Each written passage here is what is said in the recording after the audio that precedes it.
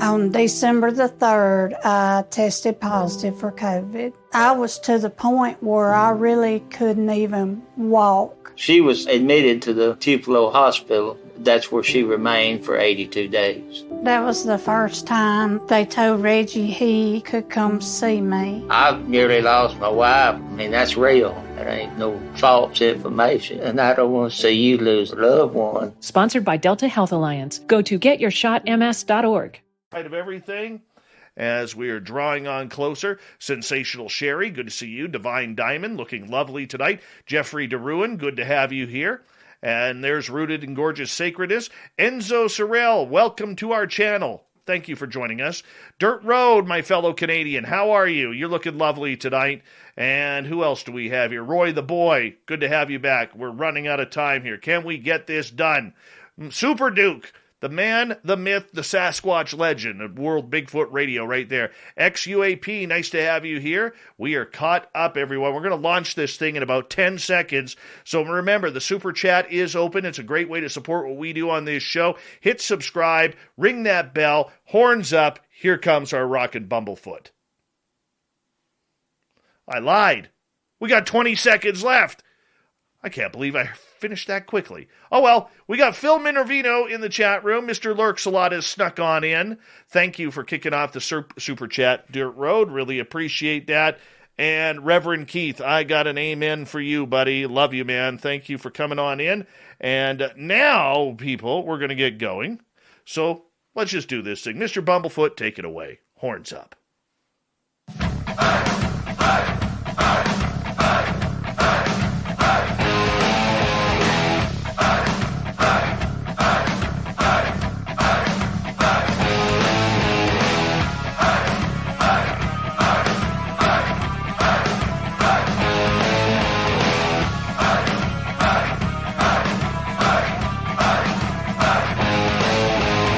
From the mountains of central British Columbia to you listening around the world, this, my friends, is Spaced Out Radio. I am your host, Dave Scott, sitting in the captain's chair of SOR headquarters.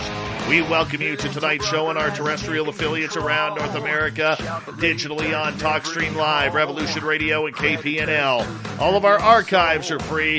Go to youtube.com/Spaced Out Radio. Do old Davey the favor, hit that subscribe button.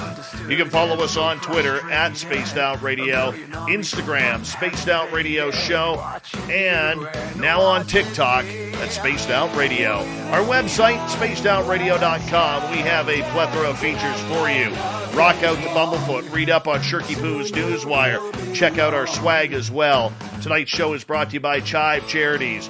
Help make the world 10% happier by visiting Chive Charities today. You can find them on our website. I'm telling you, tonight we're going to blow your minds. Joel Lambert grew up performing on stage and in commercials before selling all he had and running off to join the U.S. Armed Forces, where he served as a Navy SEAL for 10 years, earning distinction and experiencing combat in places like Kosovo and Afghanistan. He has had roles in movies such as American Sniper, Patriots Day, and Transformers, Revenge of the Fallen. I know my son will kill me if I don't ask him some questions on that. Alongside starring Ron Perlman in the soon-to-be-released How I Got There, and the awards season contender. He is also all over Discovery Channel. You may know him from a lot of different shows. He's everywhere. This man is a legend in his own mind, my mind, your mind, and why not? This man has nothing to prove except to have fun in life because he deserves it. And here we are. Mr. Joel Lambert, thank you so much for joining us on Spaced Out Radio. How you doing, man? Yeah, I'm doing fantastic. Thank you for that fantastic introduction. My mom couldn't have done any better. Well, you know, maybe the only one who agrees with all of it, though. It's not often we get a former Navy SEAL in our show here. We do have a lot of veterans who tune us in, and we always love to say this is a safe place for veterans, and we love them all, and the job that you have done and every one of your comrades has done, both in the United States and where I am in Canada. We have a lot of people in the United Kingdom who listen as well. The Allies got to stick together, and that's what's going to bring us through all this hard times. Yeah, absolutely. It was a privilege to do it, and I know just like every other veteran feels the same way. You know, sometimes it's just you look to your left and your right, and you see the caliber of people that you're, especially in the SEAL teams, that you're privilege to be counted among, and it just humbles you. I got to ask you, because being a Navy SEAL isn't easy. I'll be honest with you. I have watched many a video on YouTube about what it's like to become a Navy SEAL. And you could not pay me enough to do that training. I mean, let's be honest. They don't pay you very much at all. You got a couple of screws loose up there in order to do that and put your body through that? For me, and I think for a lot of people, even if we can't particularly articulate it, especially at the time, it's kind of a spiritual quest. It's kind of a hero's journey. It's kind of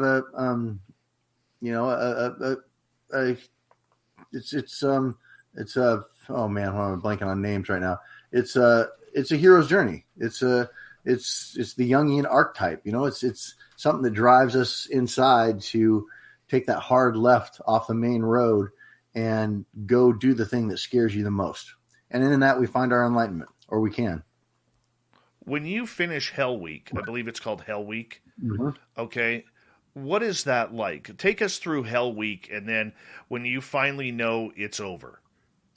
Hell Week is something that happens, and it changes back and forth, but it's generally around the 5th week of training in first phase. So there's 3 phases of BUDS, basic underwater demolition SEAL training, which is the screening and selection process for people who are attempting to become Navy SEALs. And there's 4 phases, really. There's pre-phase, and there's first phase, there's second phase, and there's third phase. And you make it through all those phases, then you graduate to the next level of training, and then you go through that level of training, and then you go to a SEAL team. And so the Hell Week generally happens around the 5th week of training in first phase. So you go through pre-phase, which basically screens out everybody who just doesn't know what they're just ended up there by mistake or just is not prepared for it. And then first phase is when it really starts. And the 5th week of training, on Sunday evening, you are woken up by machine gun fire and you're pulled out onto the beach, and it begins. And all night, Sunday night, you're running around, boats on your head, logs on your head, in the water, out of the water, in the sand, out of the sand. And it goes on through Monday and Monday night and Tuesday night, Wednesday and Wednesday night, Thursday night. And then late Friday afternoon, you get secured from Hell Week. And then that ends the evolution. And Hell Week is brutal on the body. But what it really is, and I tell people this all the time, is BUDS is a mental game. We're trying to get into their mind and see if this is a person that can handle combat and the unfairness of everything that comes along with that with aplomb, that are just able to be smooth sailing when nothing is going their way. Because you have to have this sort of mental capacity for calm and for just being unflappable. And so we're testing that. But the way to get to the brain is to destroy the body. Is to hurt the body and crush the body and make the mind deal with that. So Hell Week, 5.5 days of nonstop movement, nonstop cold and terror and just abuse gets to the mind. Because one of the things that gets to the mind is that, like when I finished Hell Week and they secured us, I sat down. Because you get a medical check. So you get several comprehensive medical checks throughout the week because so many things can go wrong. And your mind is so out of it that you won't notice it. But I sat down and I couldn't get back up. Dave, I couldn't get back up. They had to pick me up and carry me into my medical check, with my arms around Buddy's shoulders. And I get in and I had stress fractures. I had fractured both of my femurs. And I had known that I had a stress fracture in one of them going into Hell Week. But if I would have pointed that out, they would have pulled me out of training and I would have had to heal up and I would have to start everything all over again. And I wasn't going to do that. I was going to finish Hell Week. So because one of them was fractured, I compensated unknowingly enough so that the other one fractured. And so when my body and my mind finally realized, okay, it's over, it's done, the adrenaline, whatever it was that was pushing me on, said, okay, we're done, and stopped and sat down. And then the pain came and the inability to move and all those things then came. And I had to deal with those. But while I was doing them, my mind and it shut all that out and it focused on the mission at hand. And we have amazing capacities as human beings that we don't tap into except in very rare occasions. But we can push our bodies to do more than you can really ever imagine that they could. Knowing that the job of a Navy SEAL is one of the most elite combat units in the world, and if not top two, I think that's a fair assessment. Mm-hmm. Right? You're going to get the call no matter where it is in the world, and you know that there's going to be an opportunity, whether you want it or not, to see combat duty. How were you prepared for yourself to go through that combat duty, knowing that phone call could happen at any time? Well, that's one of the things that we crave and we desire going in. I mean, you don't go into a job like this and do what is necessary to achieve it and not want to test yourself in those experiences. And that's what I wanted to do.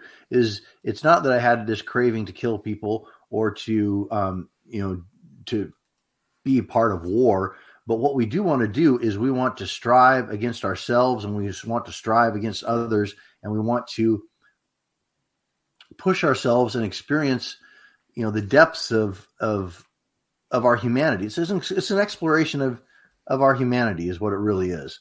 And those combat experiences were, on one facet of them, they are brilliant and they are part of who we are as human beings, wired down deep. There's a lot of other things that I can say about them. I mean, it's something that can be very pure, I guess is what I'm getting at. It can be very, very pure. I want to ask you, and this may sound like an absolutely silly question, but I honestly don't know the answer to it. You are so, as a Navy SEAL, brought up with training and the way things are going to go, preparing yourself for that inevitable call that could happen at any time, anywhere in the world, where you hop on a jet and you guys are gone. And you don't know where you're going until you get there. You don't know when you're going to come back until they say, let's go home. Were you ever scared? Did you have time to be scared? That's interesting that you put it that way. Did you have time to be scared? And this is something that, so there's a Zen saying about meditation. I'm a big meditator. I wasn't when I was in the SEAL teams, but there's a saying that the swordsman or the warrior has no need for meditation because he is constantly in the present moment. Because if he's not in the present moment, he gets cut, he gets killed. And so there is this, I forgot the question. well, just in regards, did you have time to be scared? Yeah. Well, no, you don't, because you're so, for me anyway, there are times of I can look back and think of several times that I was very scared for my life, and justifiably so. But there are a couple things that prevent you from that. One is you have to be so invested in the present moment and where you are and what you're executing at that time to stay alive. Because if you aren't, you're dead. You fail. And the times I look back on my experiences in the teams that were near-death experiences, I never had time to be scared in the moment, because you have to be invested in it. Otherwise, you're not going to make it out of that moment. You have to be invested in your training and what you exactly have to do to get yourself out of that moment. And then afterwards, there are many times that even right now, I'll look back and recount some of my experiences and I'm terrified. Like, man, that was horrible. But at the time, it really wasn't, because I was just so invested in the moment. You have to be purely invested in that moment to win. We always think of Navy SEALs as being indestructible, because of the training, because of the professionalism, because of the will to win. Did you ever, during your career, just kind of put your head down between your legs and just kind of say, you know what, this was the best time of my life, but maybe the worst time of my life as well? Oh, absolutely. It was the best time of my life, and it was also the most miserable time of my life. 100%, without question. So with that, how did you when you decided that was enough, your body had enough, and it was time to leave the service and get into a civilian type life, how did you find that transition for yourself? How did I find the transition for myself when I decided to get out? Yeah. That's a really good question. And I think it's something that is not, that guys have the occasion to not do properly. And I did it properly, I think, but I fell into it kind of accidentally. I went to shore duty first. So instead of just jumping out of an active platoon in Iraq, Afghanistan, and then just going directly into civilian life, I went to BUDS and I became an instructor. So I taught second phase, and I was able to come full circle, close the circle, impart what I had gotten in my time in the teams into the next generation, make sure that we could give them the tools, not just operationally, but the tools to interact and be a productive member of a SEAL team in the ways that aren't just shooting and moving and communicating.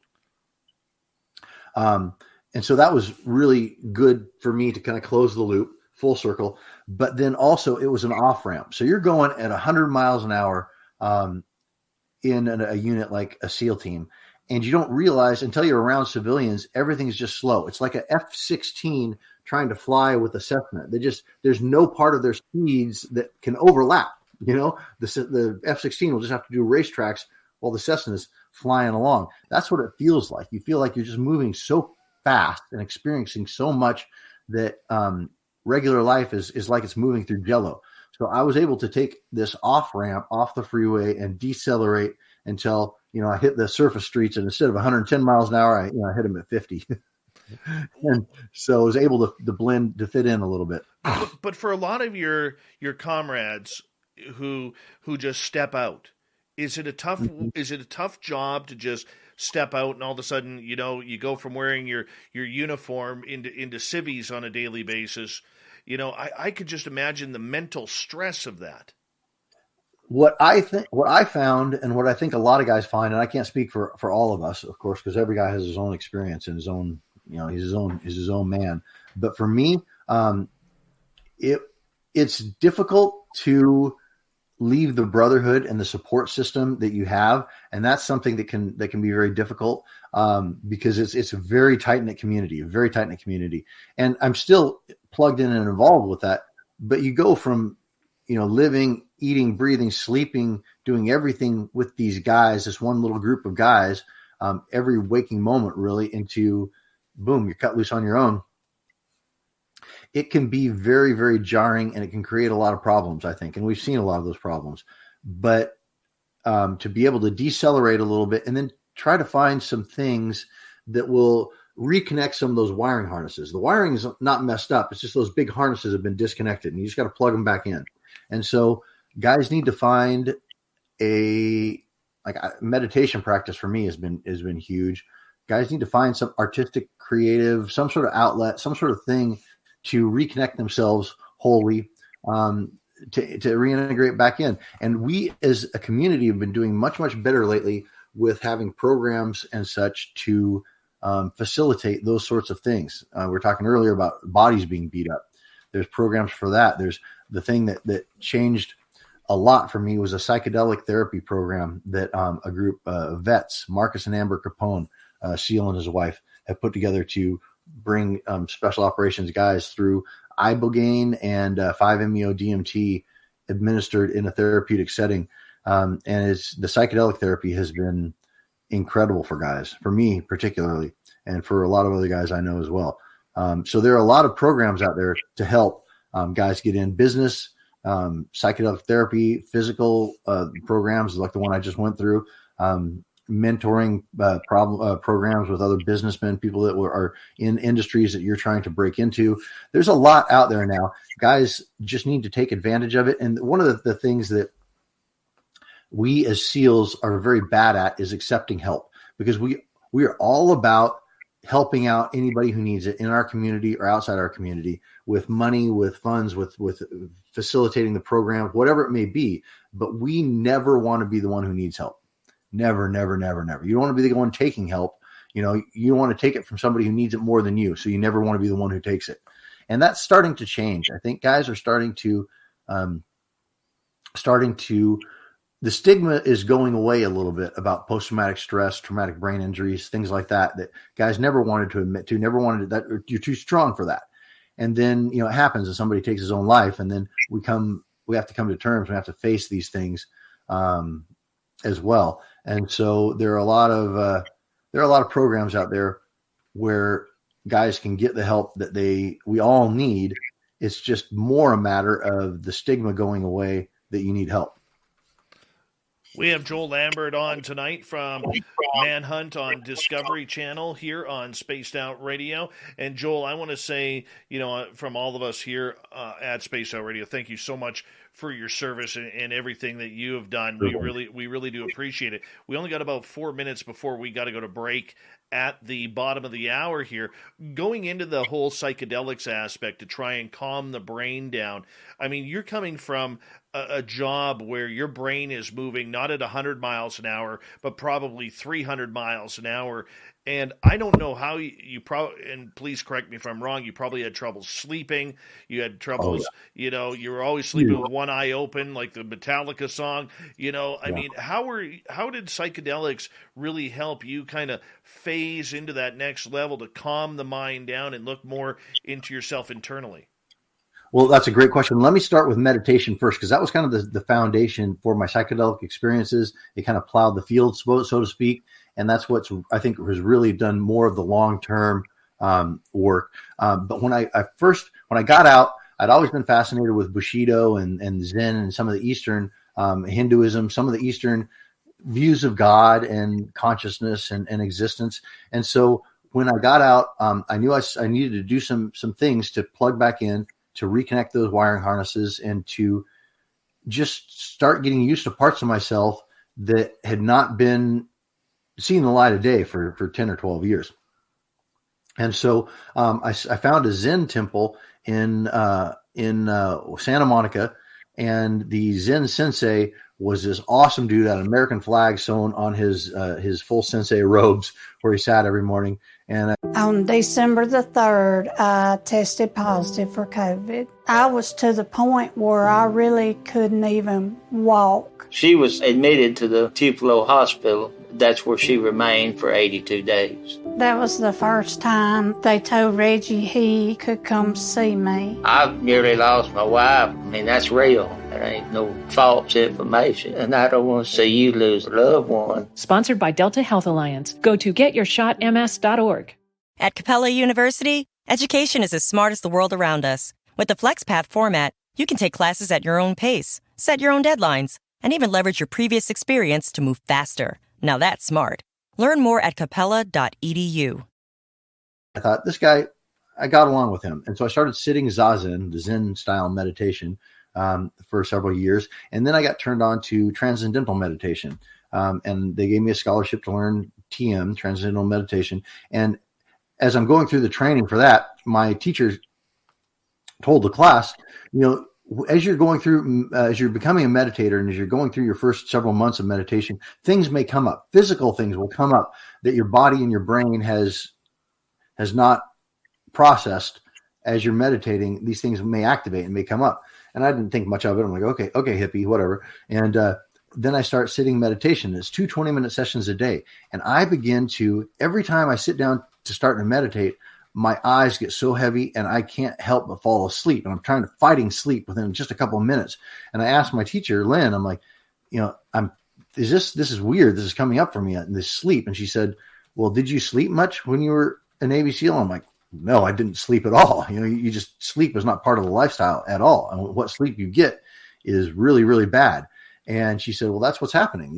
As you're meditating, it's processing it out. Your body's processing this out. She said, if you feel sleepy when you start to meditate, it's your body healing. Just lay down, stop meditating, and sleep.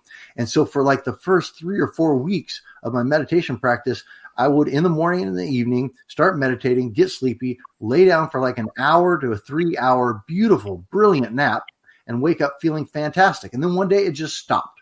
It just absolutely stopped, and I was fine. And I was like, wow, that's fascinating. And that really pointed out the sleeping issue that I had that you mentioned. But as I started meditating and it created that as a practice in my life. When the psychedelic opportunity came in, I think I had the profound experience that I had on the psychedelics, partially because of my meditation practice, and it blew my meditation practice up about 3 or 4 levels. It was psychedelics. I am a huge proponent. I mean, I'm one of those guys who thinks the world should be doing psychedelics, but especially, I mean, so many problems would be solved, but that's a different discussion. But the psychedelic experience, psychedelics it just clears a pathway to your real self. You know, it clears a pathway to your real existence. And how big of a pathway that is, I guess, depends on the psychedelic and depends on where you're at in life and all of that.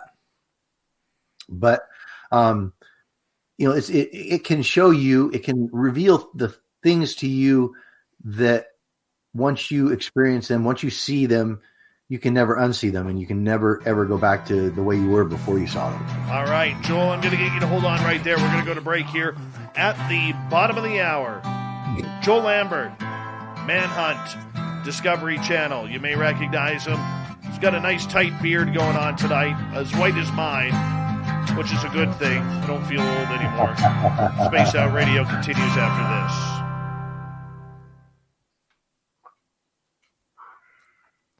That was a quick half hour, dude. Quick half hour. Rip right through. Yeah, man. That's awesome. Good stuff. I'm just scrolling through some of the comments. You got some good stuff going on out there. Got a lot of vets in here. Yeah, that's awesome. A lot of vets. Drew Banky, he's been a former guest on the show. He deals with he's a veteran and deals with a lot of psychedelics and meditation as well. And, great guy. Oh, you know Drew? Yeah, I know Drew. Oh, yeah. Drew's the one who, yeah. Yeah, Drew's awesome. Love Drew. Yeah, he's a great dude. Yeah, we're going to link up one of these days out at his little setup out there in Colorado, I guess. Yeah, 509 Divine Pines is a veteran. Max Retchie's a veteran. Who else is a veteran in here? Black Dragon, he's a former Marine. Right on. Semper Fi. Yeah, he's badass. Yeah, a lot of badass here. Hey, 509, man, I'd love to go on your podcast.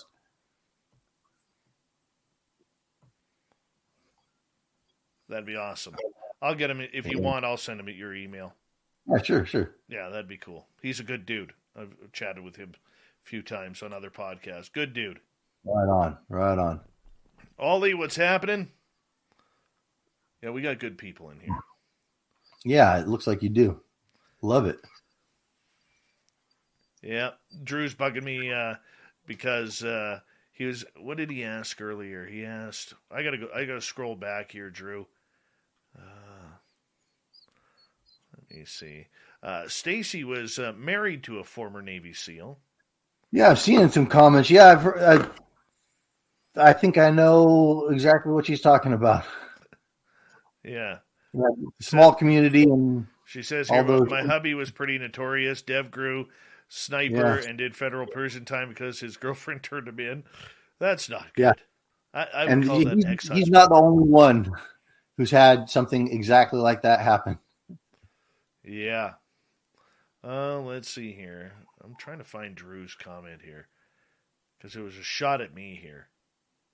Oh, was it? Oh, yeah. I'm scrolling on up trying to find it. I don't know if I'll be. Oh, yeah. There it is. Did they ever serve breakfast for dinner in the first phase of Buds? Because he knows I hate breakfast foods for dinner, man. Hate it. Oh, dude. I know. Breakfast is good at any time. I'm a Waffle House guy myself. Well, at least we know your flaw now. All right. Yeah, throw you some waffles in the middle of the battlefield. We got you. Well, that's what the Navy does. Waffles with peanut butter. Yeah. The only way to eat them. Max is asking, any exposure to ass heads? I don't even know what an ass head is. I don't know what he's asking. Yeah, I know. I don't know. Ass heads. I don't know. I don't know the military lingo, man. Yeah, I've not heard that one no. All right. Black Dragon says Semper Fi back to you. Right on. Right on. Love my core brothers and sisters. Ross, he's a vet, I believe, as well. Jose, how you doing, buddy? This is awesome. Getting lots of love tonight, ETs. That's what Max means. Assheads, ETs. Oh, ETs. No, not personally. Multidimensional creatures, so to speak, but not in any physical vessels. But I'm 100% a believer. Oh, yeah, me too. Oh, yeah. Yeah. There's a lot going on with ET activity right now around this planet. Oh, yeah. Oh, yeah. Yeah, I know. Oh. I may have found a new Bigfoot spot yesterday. Oh, wow. Yeah. I was driving. I went out Saturday night, had my FLIR and my night vision going. Got nothing. And then yesterday I went back out during the day to see if any footprints had moved over my tire tracks or around. Right. Had nothing. John Blair says, my son's 82nd Airborne. He's a CB. Right on. And, good deal. And came across some weird trees, man. Weird trees. Oh, yeah? Hi, gorgeous Avi May. And, all right, we've got about 30 seconds here. Bring it on in. Watch out for Chad Smith. He is the power of the chat room. Oh, yeah? Yeah, yeah. He's booting people and running the show. He is just, he's a man of his own name. That's all we can say. All right. All right. Big thank you to Dirt Road for the awesome super chat. Kicking off the super chat tonight. It's a great way to support what we do. Here comes the second half hour of the show right now.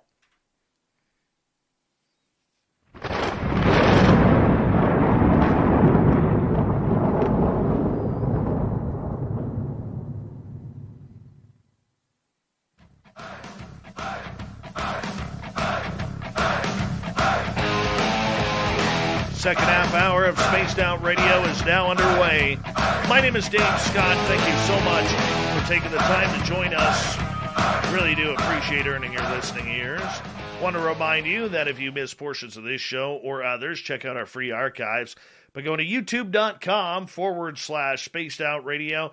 Do me the favor, hit that subscribe button. Our website is spacedoutradio.com. We have a plethora of features for you. Rock out to Bumblefoot, read Shirky Poo's Newswire, check out our swag as well. Follow us on Twitter at Spaced Out Radio, Instagram, Spaced Out Radio Show, and now on TikTok at Spaced Out Radio. I tell you, I don't know if any of you caught the news, but my area now, south of me, is flooding. The highway I drove down to Vancouver the other day literally is washed out. The river came up so high, it's washed out. And 2 towns have been evacuated. They may evacuate more. My goodness.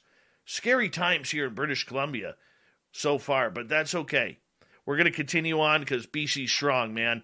BC's strong. And tonight's guest from Discovery Channel's Manhunt, one badass former Navy SEAL in Joel Lambert. And this man is, I'm going to say, pretty well-rounded. Good dude so far, and I think we're going to continue on with a great conversation with him tonight. Joel, welcome back.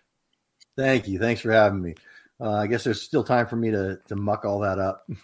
Well, we should give out your website, which is escapeandevademobile.com. And we're going to get into that a lot in hour 2. But you got me all hooked on the whole psychedelic stuff here, man. I mean, I didn't expect that. I mean, what made you decide this was something that you wanted to give your mind a try? Because, you know, for a lot of us, myself included, I'm petrified of trying it. I've had my own experiences. I have my own woo, but I'm just a little petrified. Why didn't you go down that road? Well, like I said, you know, I was deeply into meditation. I was into these healing practices. I've always been a spiritual person. And so I was always very open to what psychedelics could provide, possibly. I didn't know. I'd had my experiences, you know, when I was younger, you know, mushrooms and acid and all that stuff, and had some great experiences as a young man dropping acid, but nothing that was transformative. And so I had heard about this. This is an interesting story. So I'd heard about this psychedelic program from some guys here and there. But whenever guys would start talking about it, they're like, I signed non-disclosures. I can't talk about it. And so I'm like, I'd always clock that and put it away and go, okay, I got to find out one day I'm going to find out about this psychedelic program that all these brothers are going to, because this is fascinating to me. And I mentioned it. I was talking psychedelics with an old friend, and I mentioned that I'd heard that there was something for naval special warfare, for SEALs specifically, in the psychedelic arena for healing and for facilitating things. And she said, "Oh, you might be talking about the Ibogaine program that my friend Lonnie runs." And I'm like, "Are you kidding me?" She's like, "No, my friend is heavily involved in that." I'm like, "Well, hook me up." And so she introduced me to her friend Lonnie, who then connected me with a doctor who's running this program. So this doctor, Dr. Martin Polanco, he is a pioneer in Ibogaine therapy, which iboga is a small West African shrub, and the bark of it contains ibogaine, which is a psychedelic substance that they call this the great grandfather of psychedelics. This is the big one. This is a 36-hour psychedelic experience. And he was using it's an addiction interrupter, and he's been using it at a facility in Mexico called Crossroads for decades and decades to help hardcore opioid or heroin addicts, people that just have nowhere else to go and nothing left that they can do to break this addiction. And Ibogaine will, in 5 minutes, erase the physical and mental addiction, and it's up to them to maintain what it gives you. And so I talked to that doctor. And he asked me, why do you want to do this? And I'm like, I don't remember what I said, but something about just, exploration of my consciousness. And I want to, I want to explore all the things that I can be and what might be out there. And, whatever I said, he was like, that's a good reason. And so they hooked me up to this program, and I go down, and when you're ready, I'll tell the whole story from my experience, because it's pretty powerful. Yeah, please do. Okay. So they send me, they hooked me up with a counselor at first. My retreat's about a month away. And they hooked me up with a counselor to talk through a bunch of stuff, a facilitator. So I have these weekly phone conversations with him that are really conducive to just preparing the field, so to speak.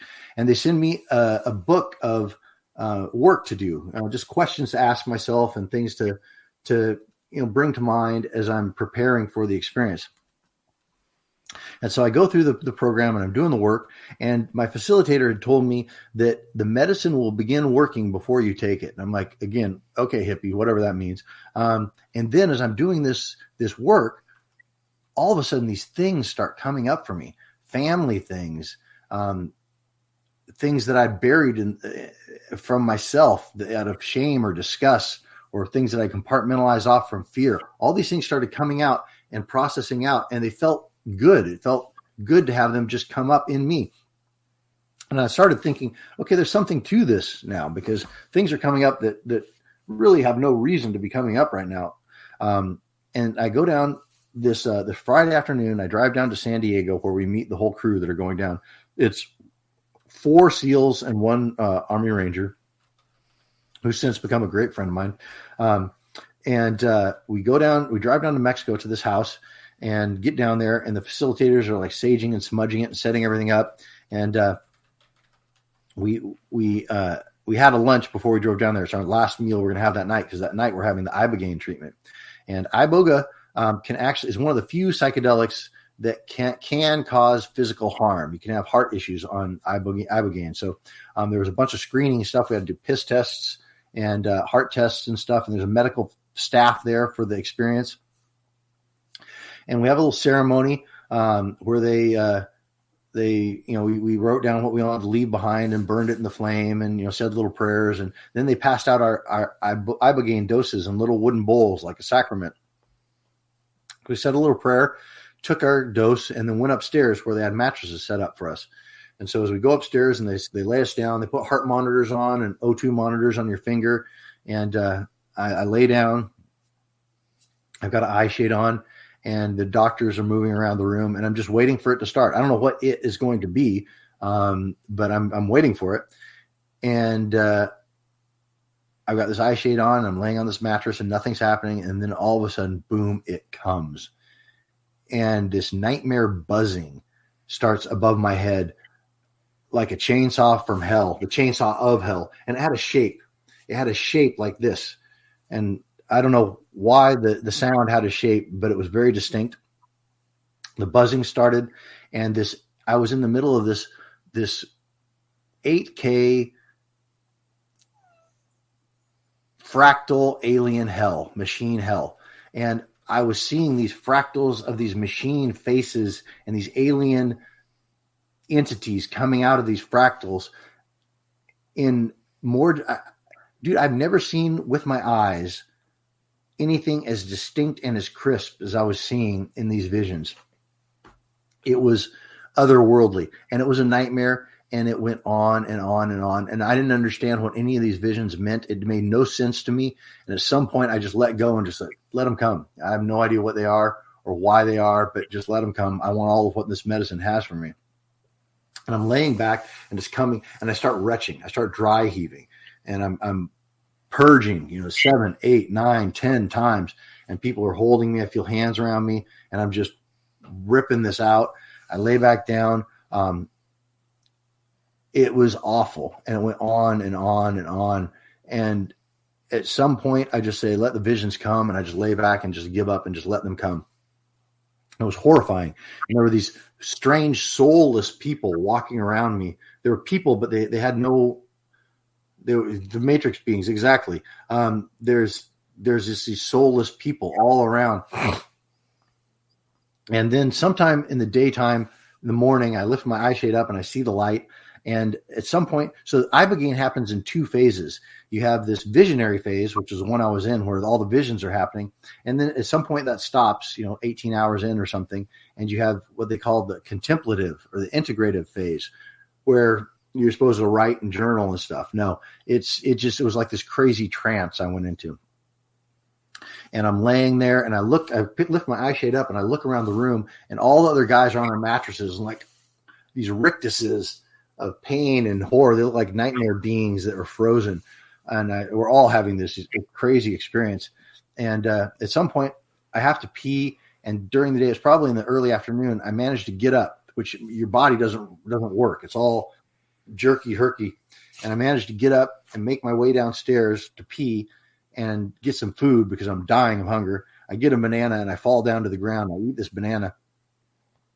And one of the facilitators is looking at me, and I must look just horrible because the look on her face as she's seeing me, it makes me think I just must be pathetic. She takes me over to the couch and lays me down. She says, I'm going to go get my tuning forks and do some energy work on you. And I'm like, again, okay, hippie, cool. And so I'm laying there, and I've got my phone in my hand, and I'm just kind of scrolling through it as one does when you're, not otherwise occupied. And I feel the weight of the phone, and I can see, I don't know, some social media BS or something. And then as I'm scrolling, I realize I don't have my phone. They've been put away for the whole weekend.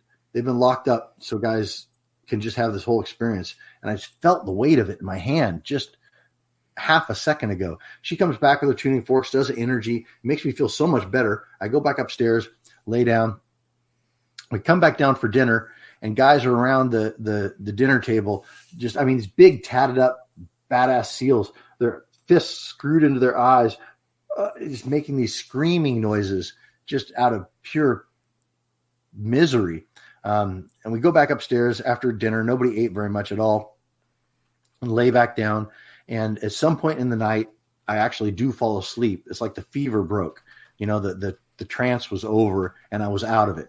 And it felt so good. The next morning I get up, and I'm starving. I go downstairs, get some food, and the facilitator says, you still can't have any food.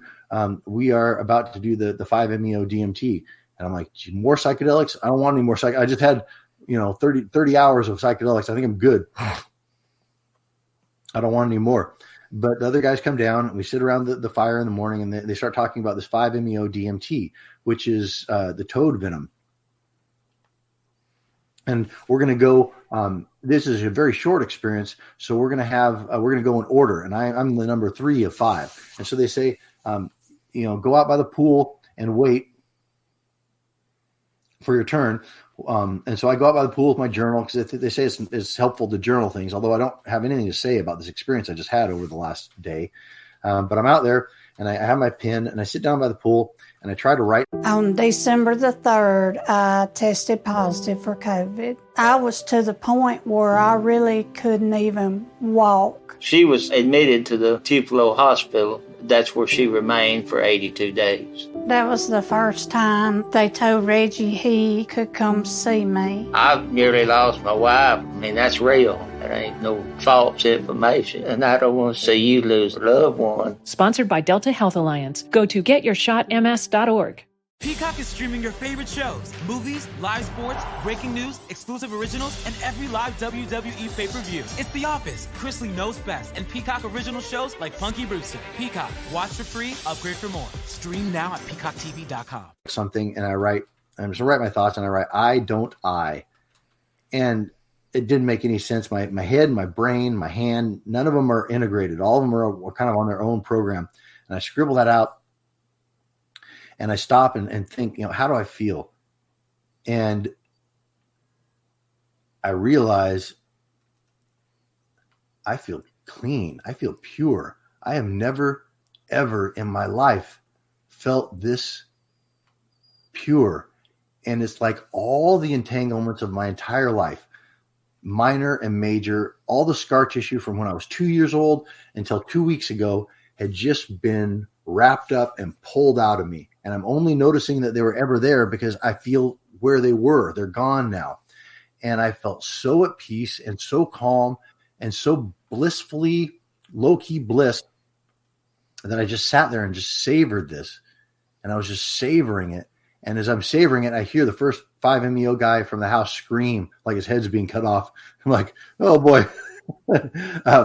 But I thought, if this is all I get from this experience, this is more than I ever could have imagined. And as I'm sitting there savoring it, it becomes my turn. And so I go up to the house, and they sage me and smudge me and bring me up to the room. And there's one mattress in the room, and the doctor and all the facilitators are around the mattress, and they're all dressed in white. The mattress is all white. The sun from the ocean is coming in through the doors, through the windows, the balcony onto this mattress. And there's, all the crystals and gongs and things around. And I sit down, and the doctor shows me this vaporizer, a little small blue pipe. And no, he's actually a very, very well-known doctor who's done pioneering work in psychedelics and has helped a lot of people. But he shows me this vaporizer with a medical caduceus on it and 3 doses of toad venom. And they're just minuscule grains of this yellow substance in these vials. And he shows me the handshake dose. He's like, you're going to inhale this just to familiarize yourself with the taste and how the process goes. And so he lights the vial, and I begin to inhale, and he tells me when to stop inhaling and says, count down from 10, 10, 9, 8, 7, 6, 5, 4, 3, 2, 1. And he says, exhale. And I exhale. It tastes very strange. It felt very strange, but it was not anything to speak of. So we go on to the first real dose, and he vaporizes it, and I breathe in and hold it, and he counts down from 10, and he says, exhale, and I exhale and throw my arms out like I'm instructed and just fall back onto the mattress. As I fall back, my world just explodes. Dave, it's just kaleidoscopes of color. And these colors, it was red, blue, orange, green, yellow. Those primary colors, like red, blue, green, and yellow. But red like I'd never even conceived of a red could be before. And the same with the blue, and the same with the yellow. These colors were indescribable. And I'm just hearing this and I'm laying there, and it's just bliss. And it's just nothing but love and bliss. And as I'm laying there just savoring this, I remember what they said downstairs before we came up. And they said, it's like this beautiful deep dive in the ocean. Everything's beautiful. You're down 100 feet, and it's perfect. And then you look over, and over to your right is this deep, dark abyss. And they said, if you have it in you, go down there, because that is where the jewels are, the real jewels. And I remember that as I'm laying there just experiencing this bliss. And I thought, well, I can have these thoughts, so there still must be more to go. So I signal for another dose. They pull me up. I mean, I'm barely there, barely feel that I have a body. and I feel the vaporizer against my lips, and he vaporizes it, and I breathe in, and he counts down 5, 4, 3, 2, 1, and I exhale and I die.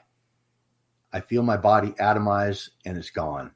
And this rising panic in me, I'm like, oh boy, you did it this time. You did it. And then I get up to just about where I'm about to have a major panic attack. And I realize it's okay. It's okay. You may be dead, but it's okay. Everything is just perfect. And I was in this place, no body whatsoever. There's no space. There's no time. And it was just pure consciousness, this black consciousness. It was infinite potential. And I remembered everything that I tell you about this experience in this place was a remembering. It was nothing that I learned. It was all, oh yeah. I forgot that when I put this on, this meat suit on. And I thought, this huge ocean of consciousness, I remembered I am a part of that. I am how can a wave think it's separate from the ocean? How can a wave be separate from the ocean? How can a ripple not be part of the water? It's all one thing. And I was just in this existence of consciousness and power and remembering what I am. And that's what happened. I remembered what I am. And when that happened, it changed everything. Everything in my whole existence came down to that one phrase, I am. And I felt the scream coming from deep. And I screamed. I heard my body scream from far away. And it was like all the trauma from Afghanistan, from the SEAL teams, from relationships, from family, from everything just came out of my, from time forward and backward and present, just all came out from that. And I just laid there in this place, and they tell me it was about 45 minutes. There's no time. There's no space. There's just power and infinite potential and consciousness. That's all there is consciousness. And I laid there, and as I was laying there just savoring this, I had this thought, like, I wonder if my body is breathing. And I took this giant breath, and I was sucked right back into my body, and my eyes popped open, and the light coming through the windows was conscious. It was alive, and there was substance and texture to it. And I began sobbing with the sorrow of what we have lost.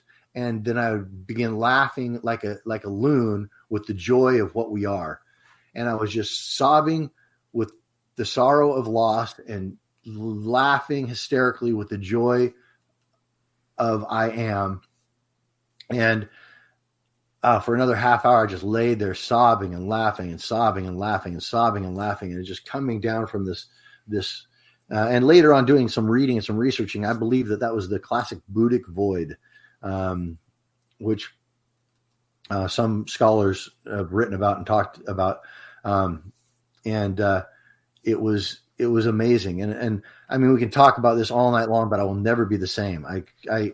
You experience an understanding like that, and you can never, ever, ever be the same, ever. For you, what did you see?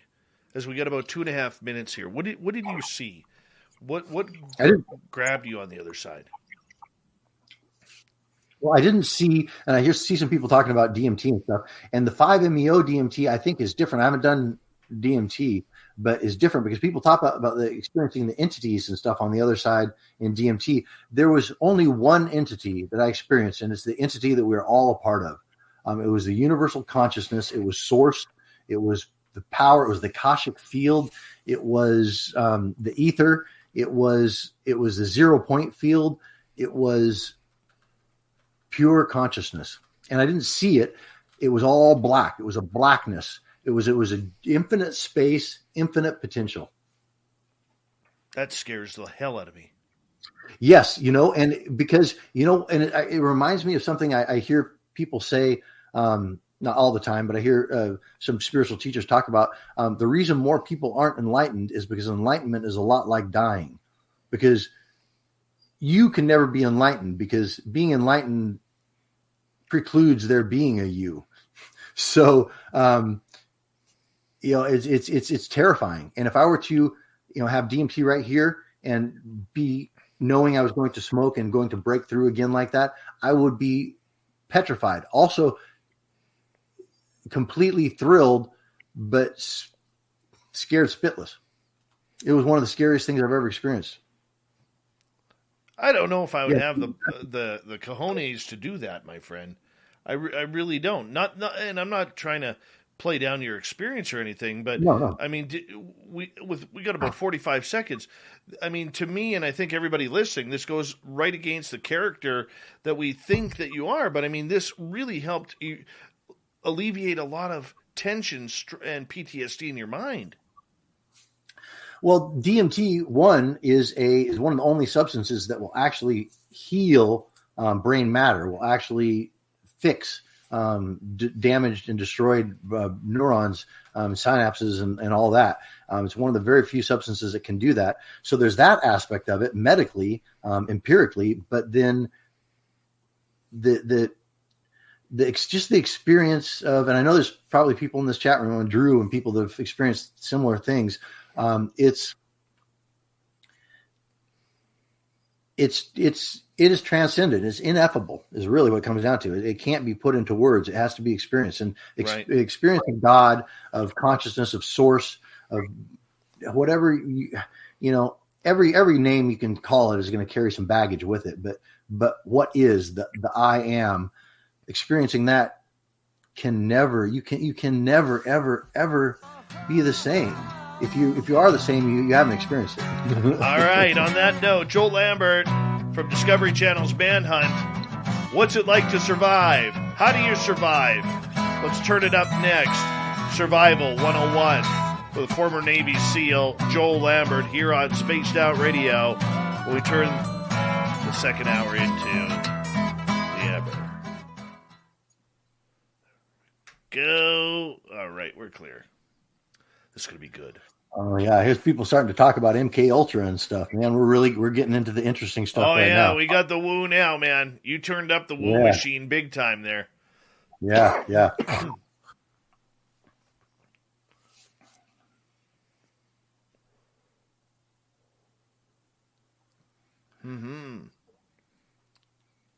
Who's got the MK Ultra? We got somebody talking about them. Samantha Hazelwood Gray is talking about the CIA dosing people. That was MK Ultra. I got a good friend of mine who's been taking on these MyLabs. Mm-hmm. Oh, dude, the story she tells. Really? Yeah, far out woo, man. Far out woo. And you know what? I believe everything she says, man. I believe everything she says. This young lady, my audience knows who I'm talking about, a lady named Samantha Mowat. I met her on April 15th, 2014, 5 days after I got called at my friend's house, and 5 days previous to that, I got called outside their house in the middle of the night, like 10 o'clock at night, to see a UFO on the ground. Wow. So Samantha's really in tune with this shit. Oh, yeah. And it's 2 o'clock in the afternoon on April 15th, 2014. And she goes, dude, I'm going to paraphrase the story here because of time. Mm-hmm. She goes, let's walk back in the forest. She goes, we're going to see something, right? Yeah. We walk 100. We walk 100 yards into this forest, man, 2 o'clock in the afternoon. She stops me. She jumps up on this stump because she's only like 5'2". She jumps up on this stump and she takes a look around and she gets this little perplexed look on her face. And she goes, Dave, I don't want you to be afraid, but I want you to look that way and tell me what you see.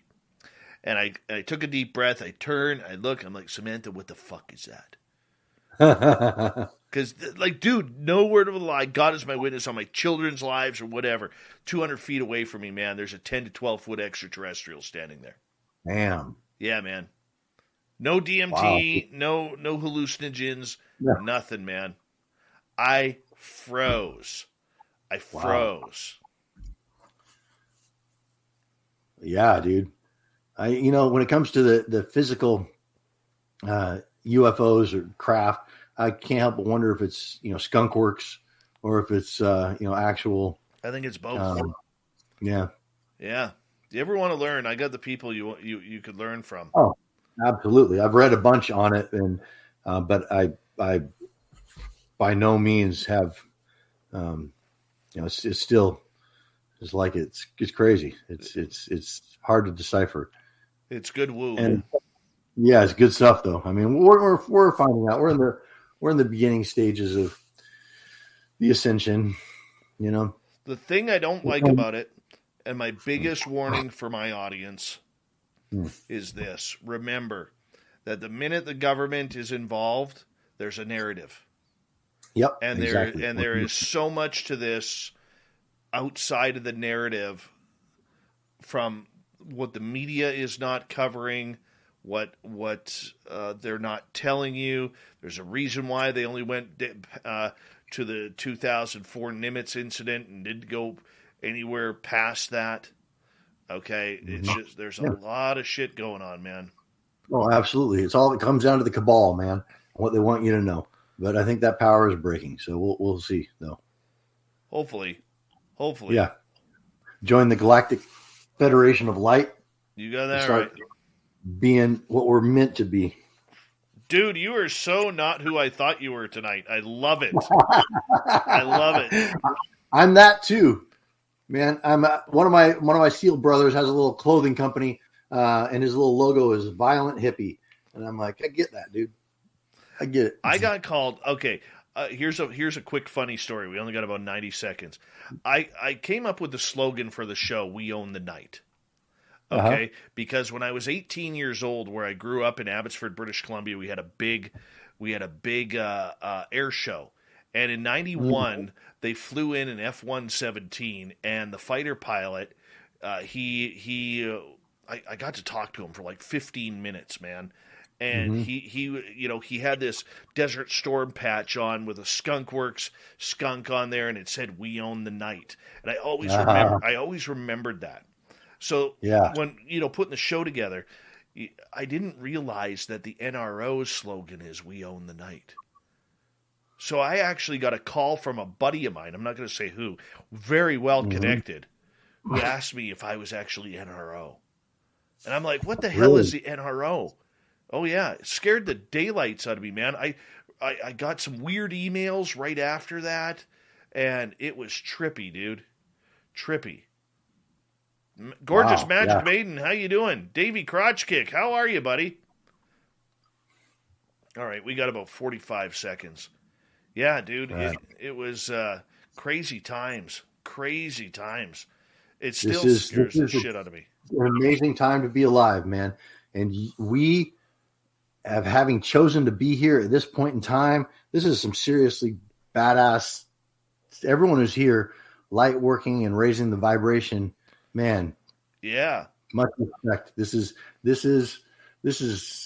You signed up for this, man. I don't know why, but here we go. Chris Martin, good to see you. Big thank you to Spooky and Dirt Road for the super chats. It's a great way to support what we do on a nightly basis. Here comes hour 2.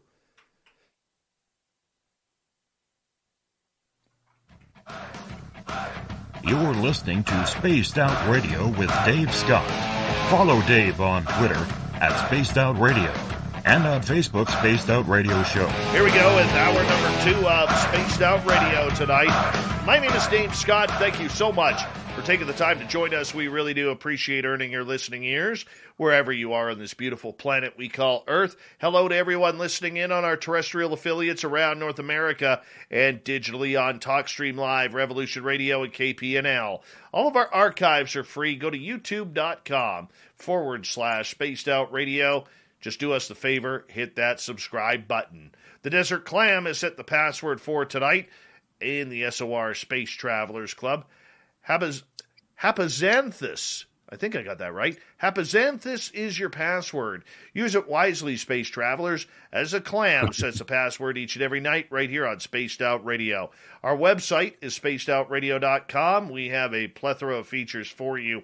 Rock out to Bumblefoot, read Shirky Poo's Newswire, check out our swag as well. Follow us on Twitter at Spaced Out Radio, Instagram, Spaced Out Radio Show, and brand new on TikTok. We actually got our first 2 videos up at Spaced Out Radio. Tell you, we're going down a cool road tonight. Former Navy SEAL of a decade, Joel Lambert is with us. You may recognize him from Discovery Channel's Manhunt. We're going to learn about survival, manhunt, and the man behind the legend himself. Joel, welcome back, brother. Oh, thanks for having me, man. Having a good time. Dude, this you is got some awesome people in the chat. Yeah, man, this is insane so far. Insanely good show. And anybody just joining us, this is one where you're definitely going to go want to catch the first hour. Incredible. I didn't know it was going there. Did not know. And this is what I love about this show being so unscripted, man. You know, it just takes a natural turn, and this is where it went. But before we get some audience questions, because I usually allow audience questions an hour or two, I want to ask you, how did you get picked up for Discovery's Manhunt? Oh, that's a funny story. A good story. So I'm back to BUDS. I'm a BUDS instructor. I'm getting out of the Navy. I'm processing out. I had, according to like my bio that you read at the top of the show, I had done a lot of print and commercial work and things like that and acting growing up and before I joined the Navy. And so as I was in San Diego as a BUDS instructor, I started having these opportunities in Los Angeles, working with producers and writers and directors and being on camera and helping develop scripts and stuff. And so I just kind of rode the horse the direction it was going and started working back into film and television, which I never thought I'd be in again. So I started acting and started doing guest stars and co-stars on some TV shows and such, and consulting on some stuff. And then a friend of mine calls me up and says, "Hey, I have a friend who's putting together a TV show," and sure he is, on, and he's looking for former special operations guys who have a strong background in escape and evasion and in tracking, which was me. And I said, okay, well, I'll send my stuff to your buddy. And I did. And he called me right up, and we have some phone conversations. And no, you're awesome, Space Cadet. And we had some phone conversations, and he tells me about his thing. And I talked to him about, hypothetical situations or whatever.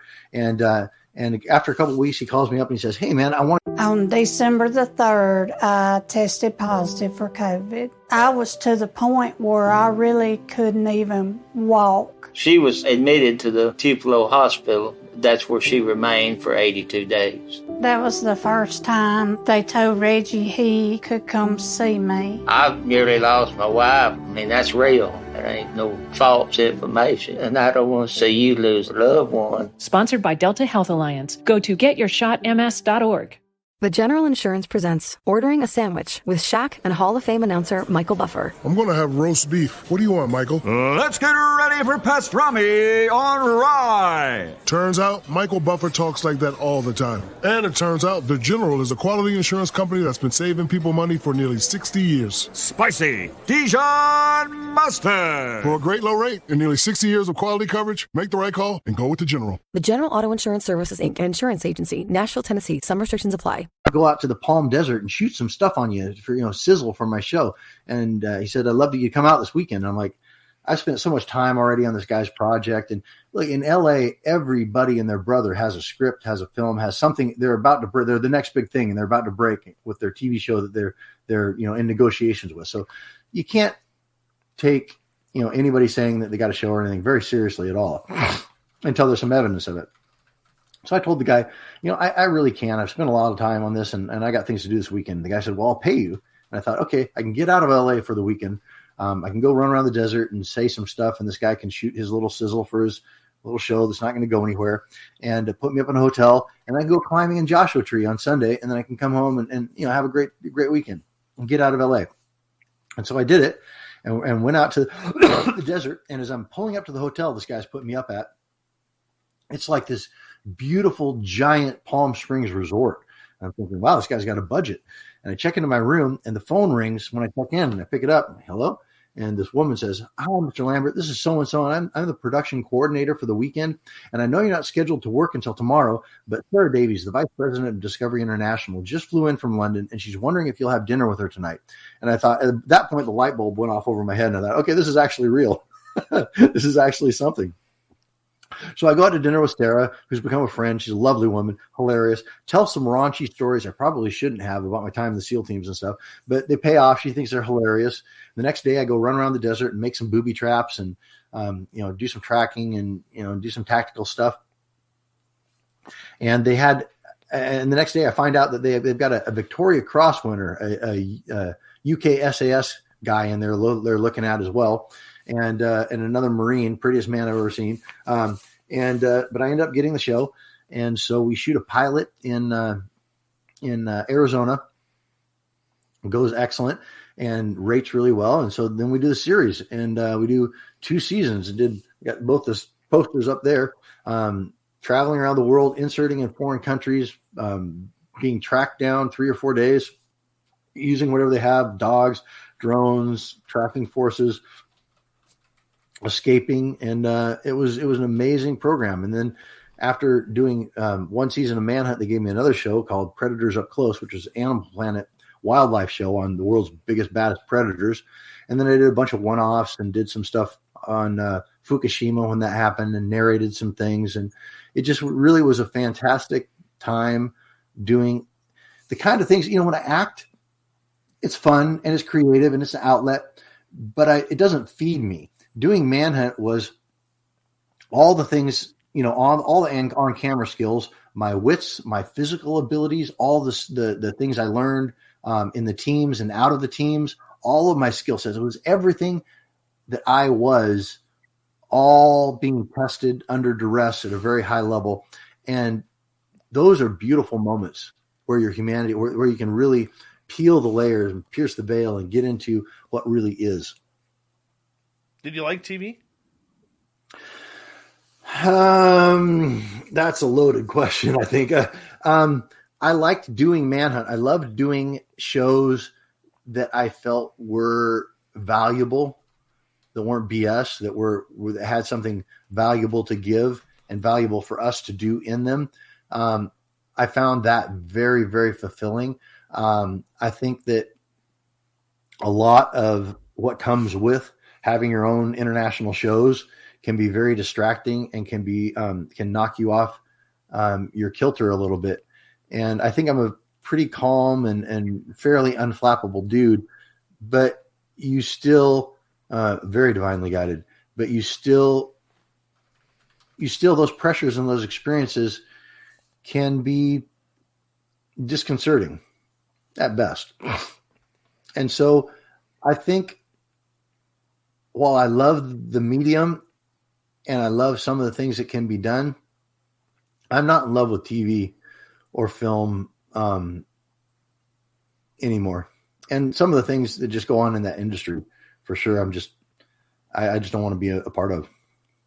For you, being a survivalist and everything like that, the way the world has kind of gone into all hell in a handbasket here the last couple of years, did you ever catch yourself, thinking, well, I think I got to learn how to eat deer meat, rabbit, fungus or anything like that, going on here? Or did your services outside of television all of a sudden, bring people to you saying, we don't know what's going to happen here, with everything that's going on. Let's, maybe it's time to learn some survival tactics.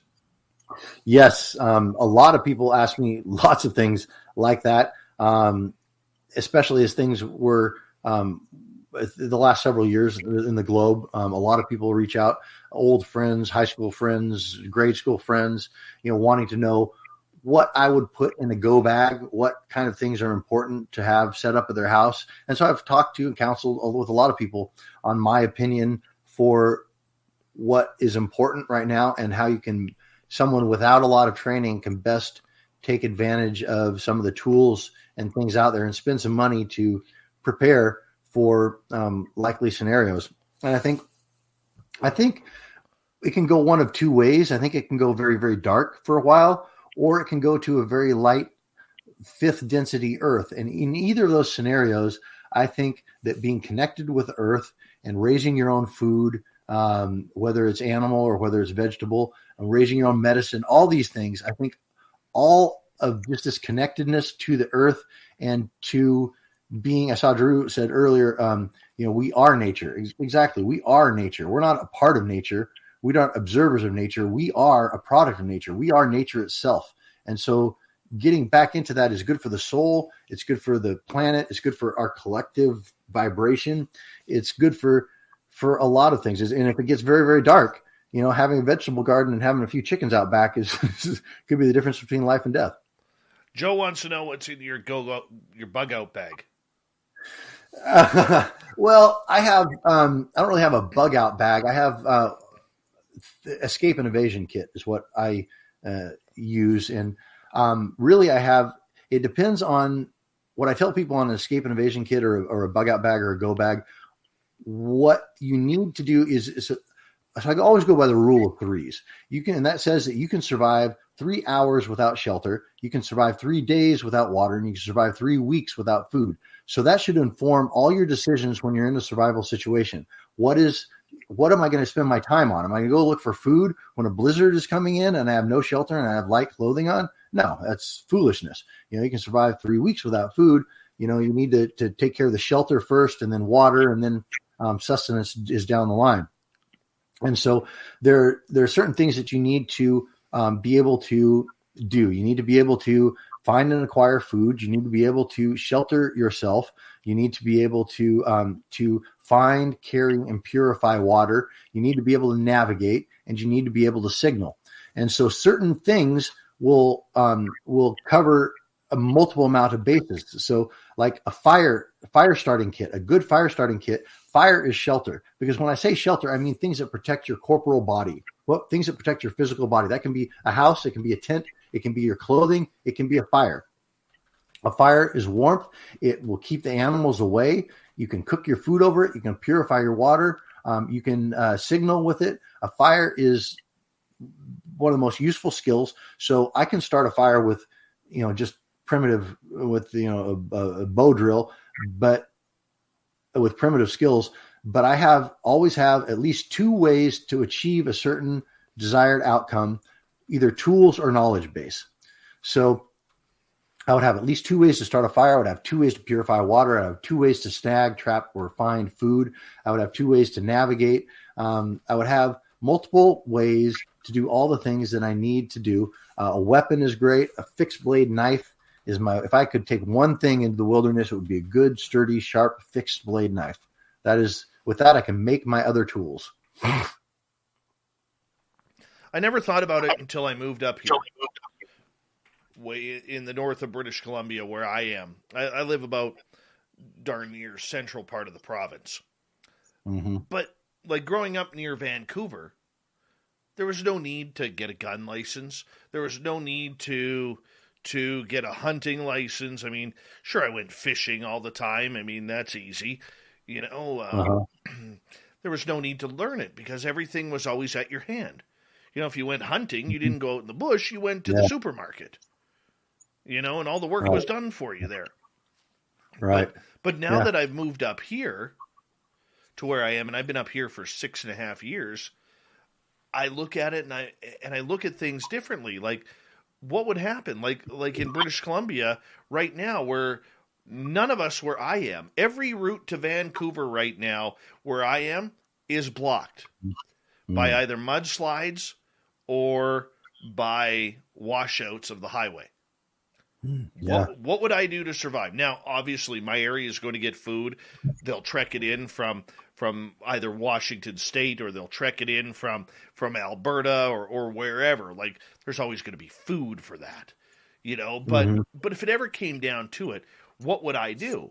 Now, thankfully, I have a couple of survivalist type friends, but for myself, I always thought, gee whiz, like, how would I do this? Like, I'm not a camper. I don't like tents. I don't like, the cold I don't mind, but there's a lot that I don't like. Right. I hate being wet.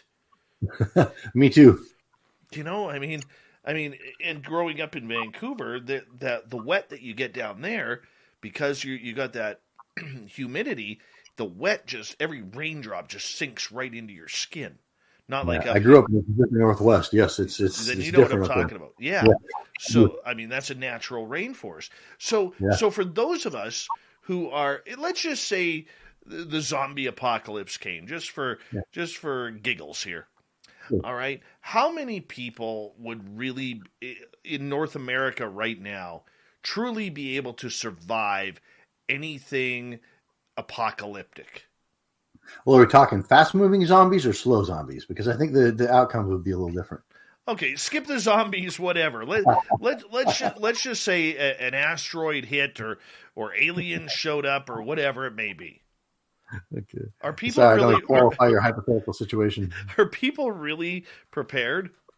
No, people are not prepared, and I think it's going to go. I think people are going to find. People are very resilient, and I think people are going to find reserves in themselves of repositories of knowledge and ability and just grit that we didn't know they didn't know they existed. But I think the first months or years of it is going to be quite the purge. There's going to be it's going to wipe out a lot of people who make bad choices or who aren't able to keep it together to get over the hump.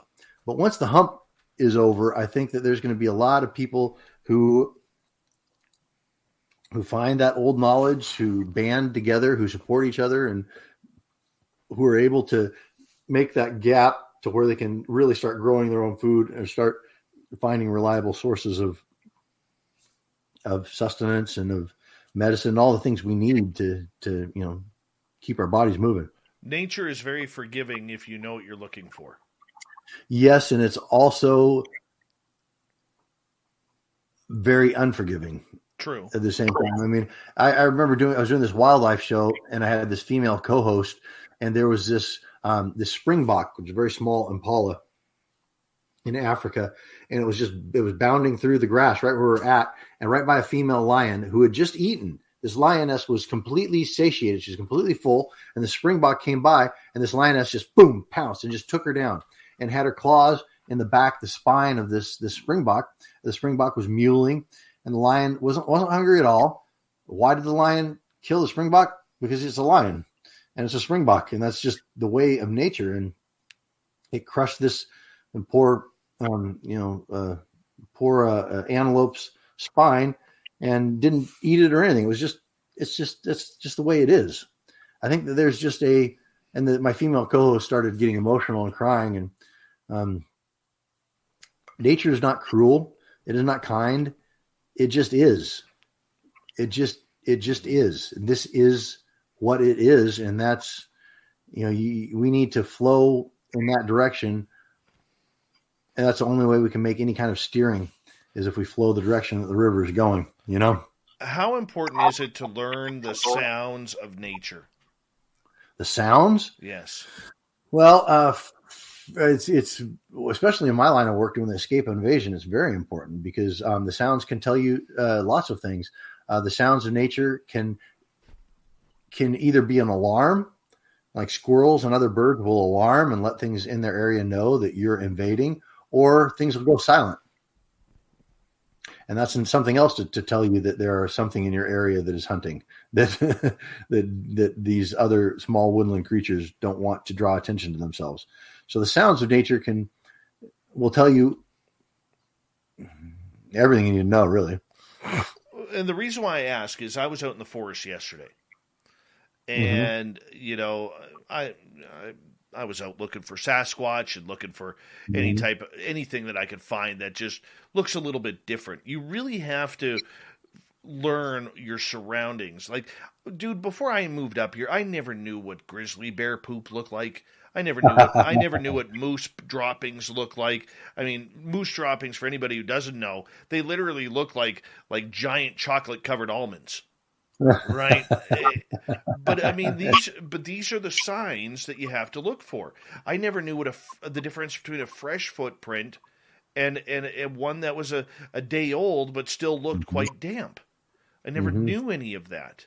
And I would say that 90% of the population in North America has no clue on what's even around them, let alone how to tell. It's not just about leaves in a Boy Scout book on what you can wipe your butt with.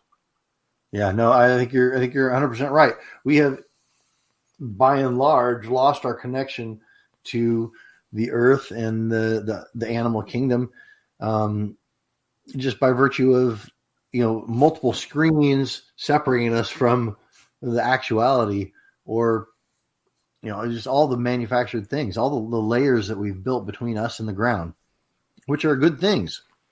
I'm a fan of my house, but I'm also a fan of taking off my socks and shoes and walking in the grass and growing my own food and raising my own chickens and doing the things that just connecting to this universal fabric that we are all aspects of.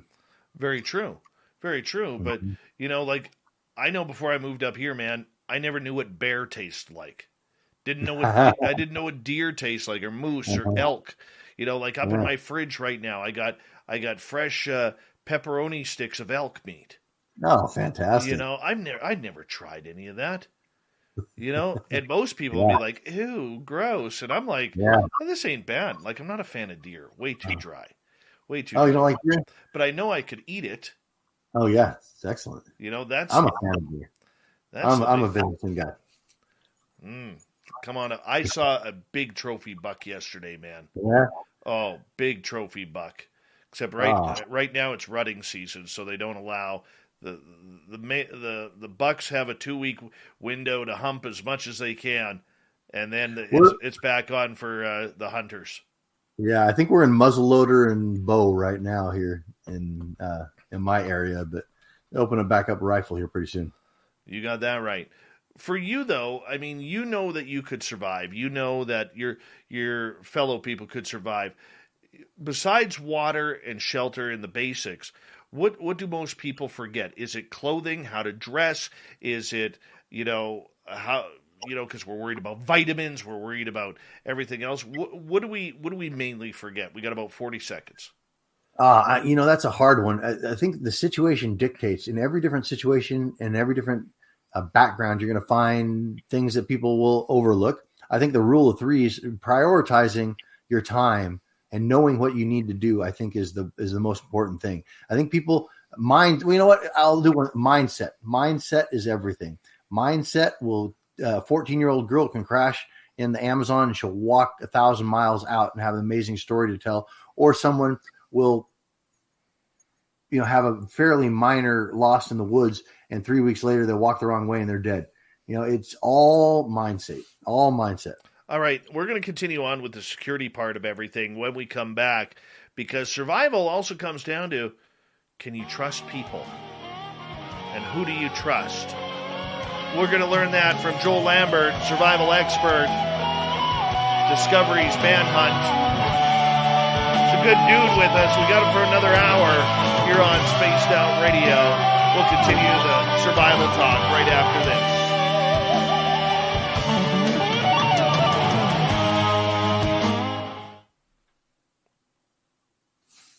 I'm having a great time, dude. Thank you so much for doing this. Oh, this is a great discussion, man. Mm-hmm. Oh, yeah. Yep. Try catching a wild animal on your feet. That's a tough one. I had one of my chickens get out the other day, and that's just trying to catch that chicken. Chickens make you look like a fool. Oh, yes. And they're so dumb that you feel even more foolish. Yeah. Yep. No, I've never, ever owned a gun. Oh, yeah? But since I moved up here, I'm actually taking my license and my hunting course this year. Right on. Yeah. Not that I think the world's going to go to all shit, but, I'll be honest with you. I really like the taste of grouse. Oh, yeah? Yeah, grouse are good. I don't know that I've had grouse. I think my It's favorite like wild game. chickens. Yeah. Yeah. I know what they are. I just don't know if I've ever had them. I think my favorite meat I've ever had, exotic or gamey meat, is ostrich. And I had some ostrich fillets, steaks in South Africa that blew my mind. Best meat I've ever had in my life. Wow. Yeah, they're incredible. They're beautiful red meat. It was like the most perfect piece of steak. There's no fat.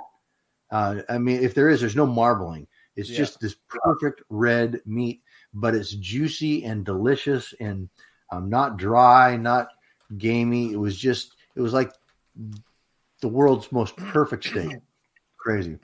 I think what a lot of people don't understand, and I learned this from. On December the 3rd, I tested positive for COVID. I was to the point where I really couldn't even walk. She was admitted to the Tupelo Hospital. That's where she remained for 82 days. That was the first time they told Reggie he could come see me. I nearly lost my wife. That's real. There ain't no false information. And I don't want to see you lose a loved one. Sponsored by Delta Health Alliance. Go to getyourshotms.org. At Capella University, you're in control of your education. With the game-changing FlexPath format, you can set your own deadlines and move at your own pace. The faster you move, the more you save. Visit capella.edu to learn more. Going into the forest is how small you really are and feeble. Oh, yes. Yes. Like we were out yesterday and got out of the vehicle because everybody had to pee. Mm-hmm. And what do we hear? We hear way in behind us a tree knock. And immediately it's like, okay, get back in the vehicle because we're not the biggest ones around. But I've been cutting firewood, man. And in a section, and all of a sudden you'll hear something big. You never see it, but you hear something big walking around you. Oh yeah. And whether it's moose or bears or cats, you'll never hear. No. But and then you look up at a tree, man, and you see like 8, 9, 10, 11 feet up, big scratch marks, from these giant claws, I got a photo yesterday here. I don't know if it'll show properly. Hold on.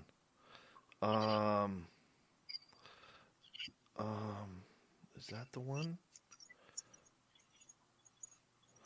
I took a couple. No, that's the second one. There it is. Like this photo here was about 11 feet up. Okay, and you can look. Let it focus in. But you see the big claw mark right in the middle there. Yeah. Okay. Wow. Like that shit'll take your head off.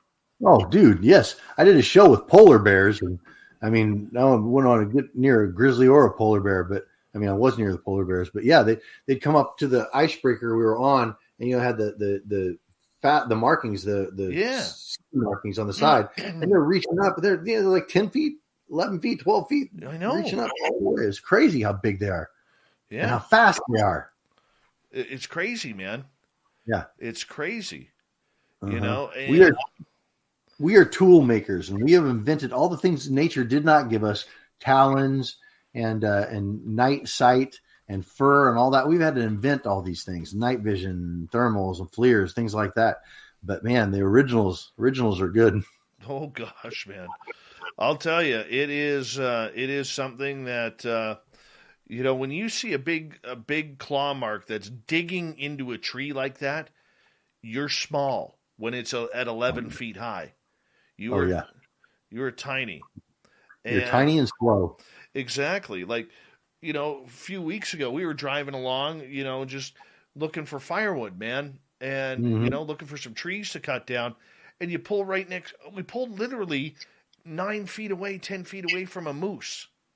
Mm. And I'm looking at this female, and then I'd never seen a bull male before.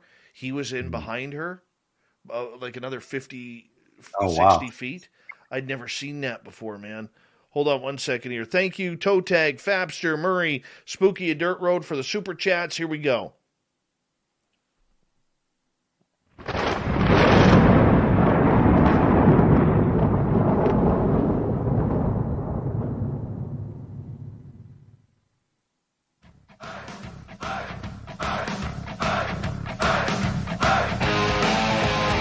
We passed the halfway point of Spaced Out Radio tonight. My name is Dave Scott. Thank you so much for taking the time to join us. We really do appreciate earning your listening ears. I want to remind you that if you missed portions of this show or others, check out our free archives by going to youtube.com/Spaced Out Radio. Do old Davey the favor, hit that subscribe button. Our website is spacedoutradio.com. We have a plethora of features for you. Rock out to Bumblefoot, read up on Shirky Poo's Newswire. Check out our swag as well. Follow us on Twitter at Spaced Out Radio, Instagram, Spaced Out Radio Show, and now officially we got videos up on TikTok at Spaced Out Radio. We'd appreciate it. We continue on. Survival expert Joel Lambert. He spent 10 years as a United States Navy SEAL, started on Discovery Channel's Manhunt. What's it like to survive in the wilderness if all of a sudden the alien apocalypse hits us? Yes. What are we going to do when them aliens come? Joel, welcome back, man. Yeah, I guess it depends on if it's the Dracos and the Reptilians or if it's the Galactic Federation of Light. Truth. It's all situation dependent. You have tracked people, and you've been a survivalist for pretty much your entire adult life. You know, when we are in wilderness, one thing that I wanted to say to you is this: I'm not a big time dude who goes out in the forest all the time, but I love driving the forest. Mm-hmm. And we went to our one Sasquatch gifting site that we have, man. I had been there 20, 30 times at this point. Knew the area like the back of my hand. And this one time, my friend, I looked into the forest. I knew exactly where I was, but I could not find my way out. Mm-hmm. And I have never had a panic like that in my life.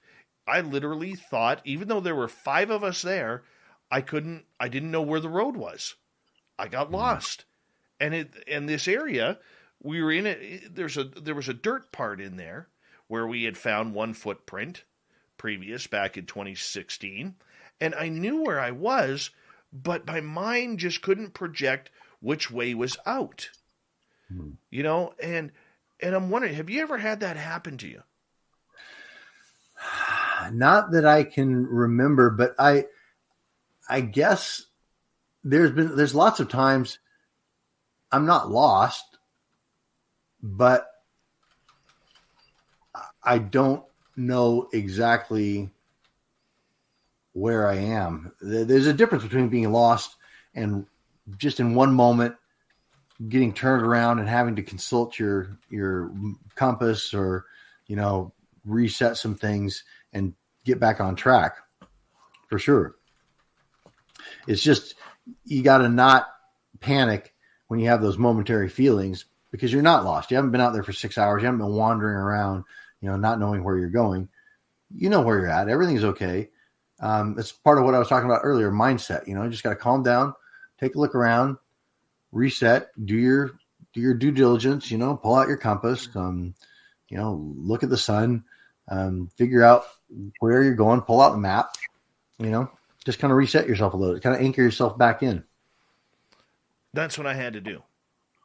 And thankfully a vehicle came up the road, and I heard it coming up the vehicle, or the vehicle coming up the logging road, and that's how I was able to all of a sudden refocus to where I needed to go. Right. There you go. But a lot of people panic, and they start wandering. Yeah, exactly. And I think that's right there is kind of the thing to be avoided at all costs in all of the things that can drive you to that panic. One, your location. Where am I at? Oh, shit. Looking around and you're like, man. And then it rises up and it'll overflow all of your thinking and it'll destroy your thinking. Same thing with food or water or anything like that. You just, one of the ways I got through buds,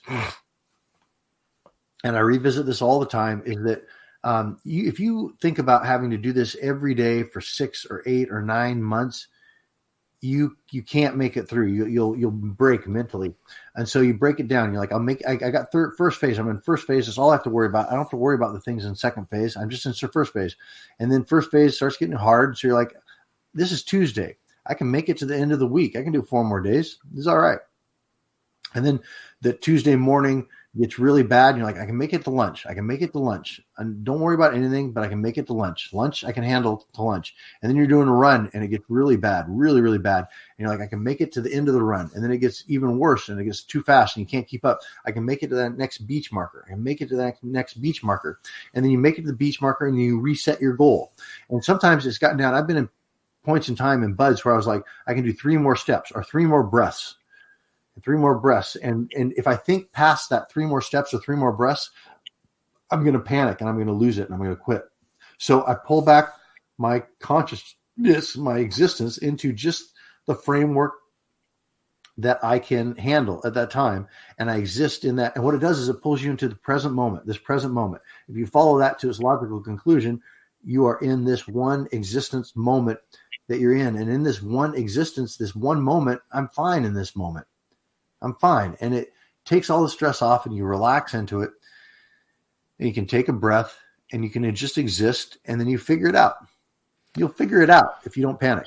What are the biggest mistakes we make as people when we're out in the wilderness? So for instance, you hear every year somewhere on the news, a vehicle breaks down up in the forest because their GPS tracked them to the wrong highway, or and these people go missing. I recall a number of years ago there was an elderly couple on their way down south who got lost, and their GPS took them through a mountain passage, and they got snowed in and everything. What are the biggest mistakes we as people who aren't used to survival make when we get lost out in nature? Well, in that kind of situation, leaving the vehicle is the biggest mistake people can make. Or just wandering off, or just that's why they say stay put and let people come find you. That's for kind of the lowest common denominator. If you have some skills, you should absolutely be proactive and not wait for someone to come find you. If you don't have skills or someone knows where you are, the situation will always dictate your response. So if I'm someplace where people know where I'm at, or know where I'm expected, I'm going to stay along those tracks. You can either let somebody come get you or you can navigate your way out of it. And so it depends. You need to have a realistic assessment of the situation, your skill sets, and what you can do in that situation in order to make the right call, because it's very easy to think too highly of yourself, or to make an error and then compound that error and then compound it again, like leaving the vehicle. Okay, you've got shelter and you decide to walk back to the road that you don't know where it's at, and the wind is coming up and you're getting near whiteout conditions. You should absolutely not leave the shelter that you're in. But then you leave the shelter and then you get turned around and then you compound that by just starting to wander, and pretty soon you're gone and you're frozen in a snowbank someplace and they find your body in the spring. So, all these mistakes that you can make can compound and take you into a very bad situation. So, there's not one thing that I see or one thing people should do. And whenever I do interviews for Manhunt and stuff, they would always ask, what's the one thing, or what's the top 3 things, or what's the one thing I should know, or the one thing I should do. And I would always say there's no way to know that without knowing the entire situation. And that's why doing the job I did in Manhunt was very, very difficult, because you had to have a tool set that covered so many different contingencies, and then be able to select the right tool for the right job, and having that tool in your toolkit. So most people don't have a whole bunch of tools when it comes to survival, navigation, those sorts of things, combat, whatever. And so they need to realistically understand that. And then, like we are tool makers, have the tools to make up for that deficiency. So if I don't have fire making skills, I'm going to have a couple different lighters and matches and some tinder, some petroleum jelly, some cotton balls, some commercial tinder. I'm going to have the things so that deficiency can be overcome with mechanical means. I'm just kind of babbling. But that's good advice, because, a lot of people, if they decide, to drive in the mountains and maybe do a little bit of light 4x4ing or maybe they're city dwellers and they wanted to show their children nature, to go look at deer or maybe see a bear in the wild or something along those lines, and all of a sudden they get stuck.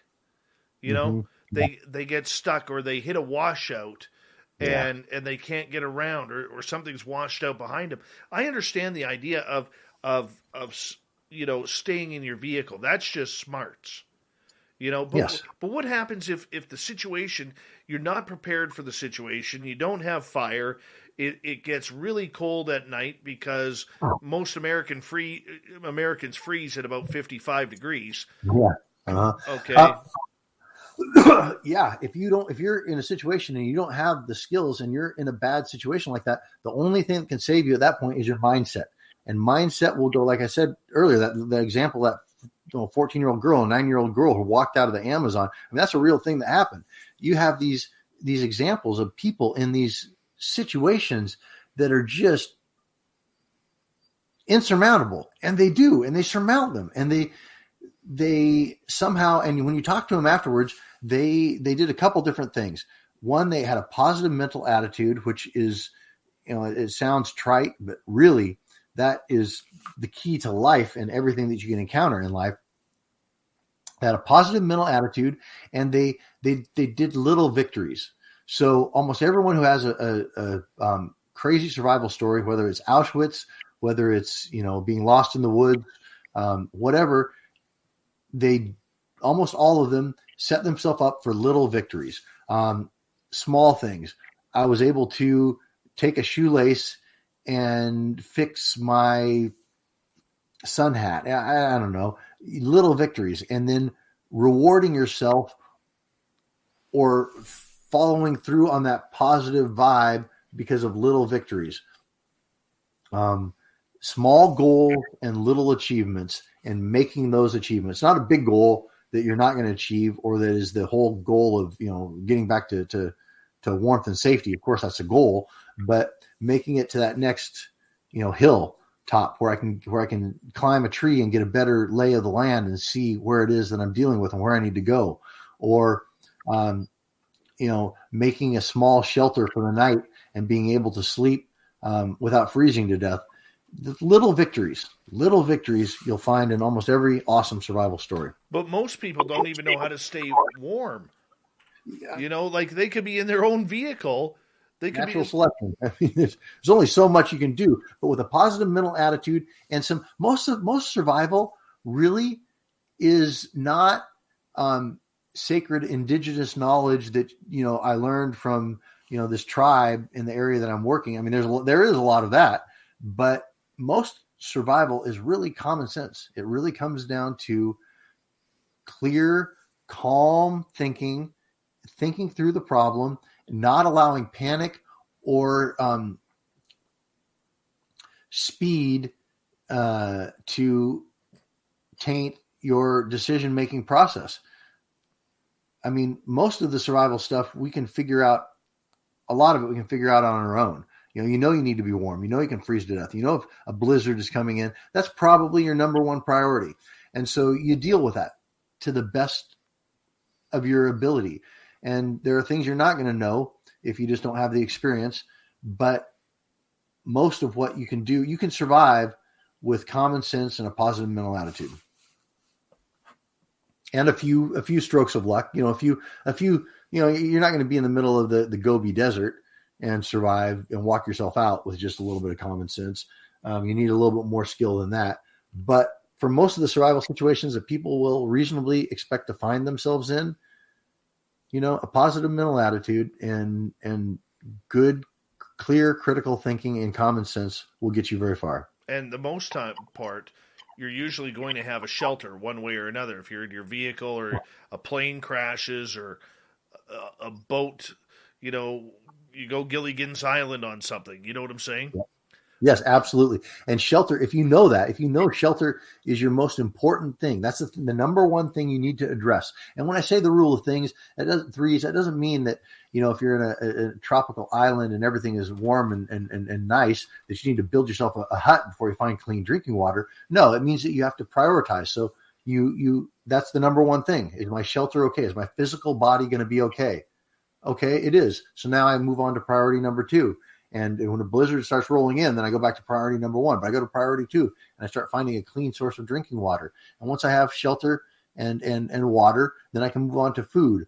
And once I have those things, food, you can go a long ways with the food. Maybe I want to get out of here. So maybe navigating my way out or signaling for rescue is a higher priority. But that shelter, water, food is the order of importance for my physical body.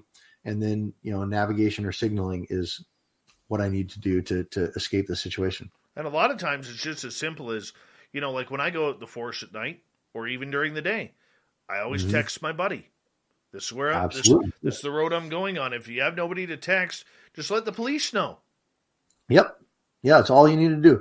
Yeah, you can anybody, just as long as somebody who is people can figure out is connected to you, that if you go missing, that they would reasonably call your mom, your sister, the police, anybody that knows, well, he was supposed to be in this area and he's planning on coming back at 2 p.m. And so then that gives them something to start, someplace to start. And when you're tracking people, when you're doing rescue efforts like that, that is, that's intelligence is the best thing. If you have any insight into the person, where they were going, where they expected to be, then you can start drawing kind of lines of probability. Well, this is probably where he may be. And then you can start extrapolating from that. You can set yourself up for success and safety that way, for sure. Well, that kind of leads to my next topic with you in regards to, let's flip the scene here, and now let's track someone who's, say, on the lam or people who are lost out there. I guess it depends on the situation, of what you're looking for. But I mean, you've had to track down people, whether it's in a military style of tracking, or whether it's, for a television show. What's that like, hunting a person? Well, mostly in my show, I was being tracked. That was kind of the focus of it. They're hunting me down, which is awesome. So that's where most of my skill sets are, is in the escape and evasion realm. I am a survivalist, and I do have tracking skills, but I use those skills mostly to confound the people tracking me. But the man tracking is awesome, because it combines all the tracking, physical tracking skills. Like if you're tracking an animal, a wounded animal, or just any animal, you're tracking that. But now you're also, it's the most dangerous game, man. You're pitting your wits against another human being. And if they know that you're tracking them, then it becomes this awesome game. And when I was doing manhunt, these people that were so phenomenal were tracking me, and I was trying to beat them with everything that I had. I found it the most pure, most beautiful combat. To contend like that against somebody else who is using all of their skills to confound your attempts, and vice versa. And you putting everything on the line. So many people got hurt during my show, and I'm kind of proud. On December the 3rd, I tested positive for COVID. I was to the point where I really couldn't even walk. She was admitted to the Tupelo hospital. That's where she remained for 82 days. That was the first time they told Reggie he could come see me. I nearly lost my wife. I mean, that's real. That ain't no false information. And I don't want to see you lose a loved one. Sponsored by Delta Health Alliance. Go to getyourshotms.org. At Capella University, education is as smart as the world around us. With the FlexPath format, you can take classes at your own pace, set your own deadlines, and even leverage your previous experience to move faster. Now that's smart. Learn more at capella.edu. Out of that, not that they got hurt, but because it was so real and it was so legit, and so many people poured their hearts out and put everything they had and risked everything into these experiences, that I find infinite beauty in that. What were some of your tricks in evading people? Well, it would depend on the situation. Again, it would depend on how they were hunting me. So one time they were hunting me with some incredible bloodhounds, and that was one of the hardest ones I've ever done. I didn't think I was going to get away from that. I was like, okay, chalk this one up to a loss. You can't beat bloodhounds. But what you can do when you are water, shelter, fire, food, no, that's wrong. when you're being tracked, and especially if they have a mechanical advantage or an animal advantage, if they have a dog that's tracking you, or if they are using a drone, or if they're using thermal, FLIR, night vision, anything like that, it's a mistake to try to beat the technology or beat the animal, because in most cases you can't beat the tech and you can't beat the animal. But what you can do is you can create doubt in the user's or the operator's mind. And so what you have to do is you have to drive a wedge between the operator, the person, and the technology, or their dog or their horse or whatever it is that they're using to get an advantage over you. And so you drive a wedge between them, and you make the person stop believing the dog. Make the person believe that the dog is off the scent, or make the person believe that the dog, because the dog is following your scent, is behaving so erratically that the dog has to be off. And they stop believing the dog. And then the human starts putting his thoughts in place of the tool that he's using to improve his thoughts. And then you can beat him. You can always beat the person. You can't always beat the tool. How'd you beat the dogs? It was, I had a couple different strategies with the dogs. The first thing I did is I was wearing all my Gore-Tex and all my because dogs, bloodhounds, the smallest flake of skin and the scent and the hair that will come off your body and the sweat and your respiration emits these particles that these dogs can follow, like neon signs. And so first thing I did was I buttoned everything up. I zipped everything up. And when I was running and when I was moving away, I was very careful not to sweat and not to breathe, not to get my respiration too intense, so that I minimized my trail is the first thing I did. Minimize my trail. And then I pulled a couple different tricks to make the handlers believe that the dogs were off the trail. And the dogs that I was going against, it was really hard because they ran them off leash. So the dogs would have a cowbell on them and they'd release them, and the dogs would run after you with this cowbell banging as they bayed, which is terrifying as these dogs are after you. And then the guys would run behind the dogs and just follow the sound of the dog.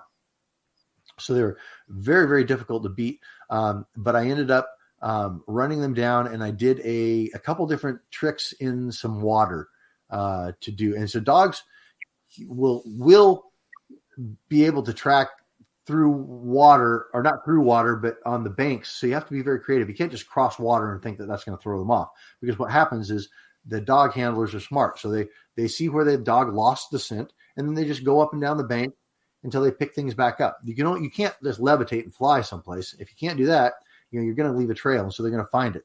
They have techniques to cast around and find the trail. So what I ended up doing, I think, is I got in a stream, and it was freezing cold, and I ended up swimming like 400 meters down this stream. It's like a slough down the stream until I saw water moccasins. Then I got out when the water moccasins were all moving around. Got out. I pulled a couple different moves around this lake. I ended up getting into a boat that was on this lake and paddling across and pulling the boat up, leaving it, and then walking back around. So I left trail for the dogs to follow, and then getting back in the boat and pulling off to the side of the lake. And then there was a bunch of saplings, and I did tangled yarn. So you basically just go around trees and just create this snarl of scent. And so the dog will try to untangle the snarl of scent unless the handler is really smart and goes around outside of the area and tries to pick up the scent coming out of the area you snarled.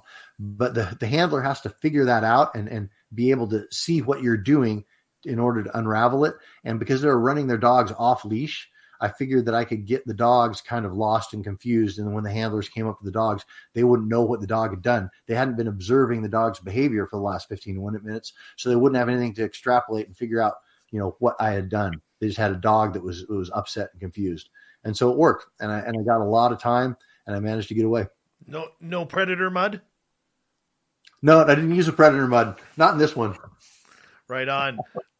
Joel, we got you for another 30 minutes here on Spaced Out Radio, and this has been a great show so far. I think when we come back, I want to get back into your experiences that you've had in learning about everything from psychedelics to aliens and the military. I know you got a good interest in all of that kind of woo that's going on, my friend. So we are going to deal with that. Joel Lambert, Discovery's Manhunt. He is with us on Spaced Out Radio. We got him till the bottom of the hour. Then the fedora-wearing John Hudson will join us for the UAP report. We'll be back on Spaced Out Radio right after this.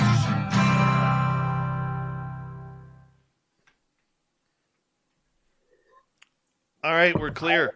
I got to take a quick bathroom break. I'll leave the microphone on because the audience there will probably want to chat with you. Sounds good. I'm going to take a quick one, too. I'll be jump right back.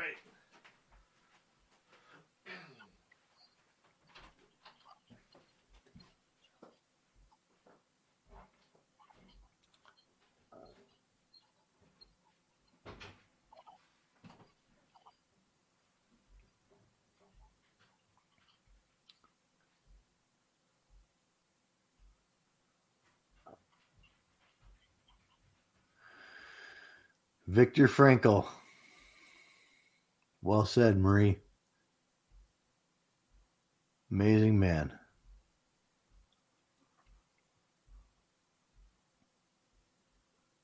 I did get away from 100 Force with Dogs, Stephen. That's what I'm saying.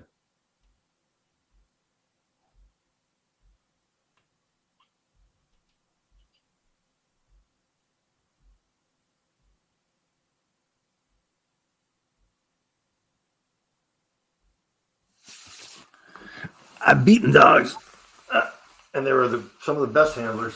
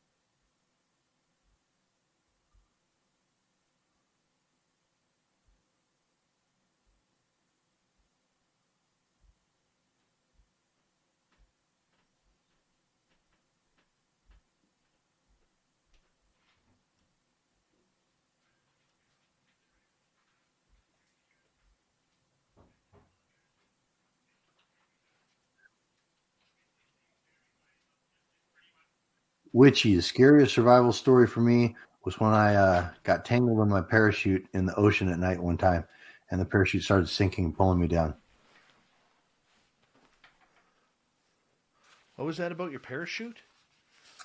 I got Whitney had asked me what my scariest survival story is, and the one was when I was in the SEAL teams when we were doing a night drop into the ocean. So we were skydiving into the ocean, and my parachute, it was choppy and windy, and my parachute started sinking, got tangled in the shroud lines, and started pulling me down. Oh my God! You ever come across great whites?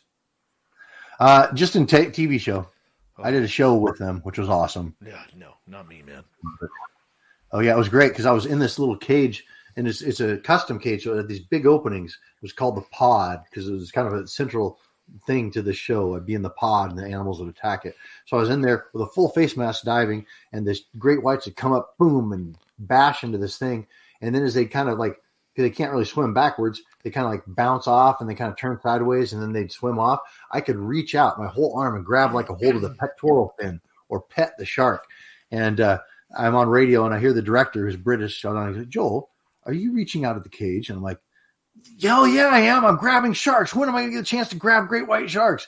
And he's like, could you please not do that? The insurance is, I don't think we're quite covered insurance wise. I'm like, dude, I'm going to, if I have a chance to grab great white sharks, I'm going to keep on grabbing them.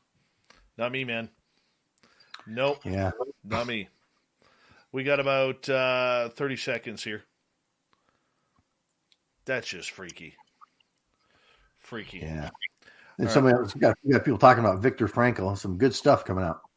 All right. Big thank you to Todd, Toe Tag, Fapster, Murray, Spooky, and Dirt Road for the amazing super chats tonight. We really do appreciate it. Don't forget you can do some shopping on our website, pick up some really cool swag as well to support the show. Here we go with the third hour, everyone.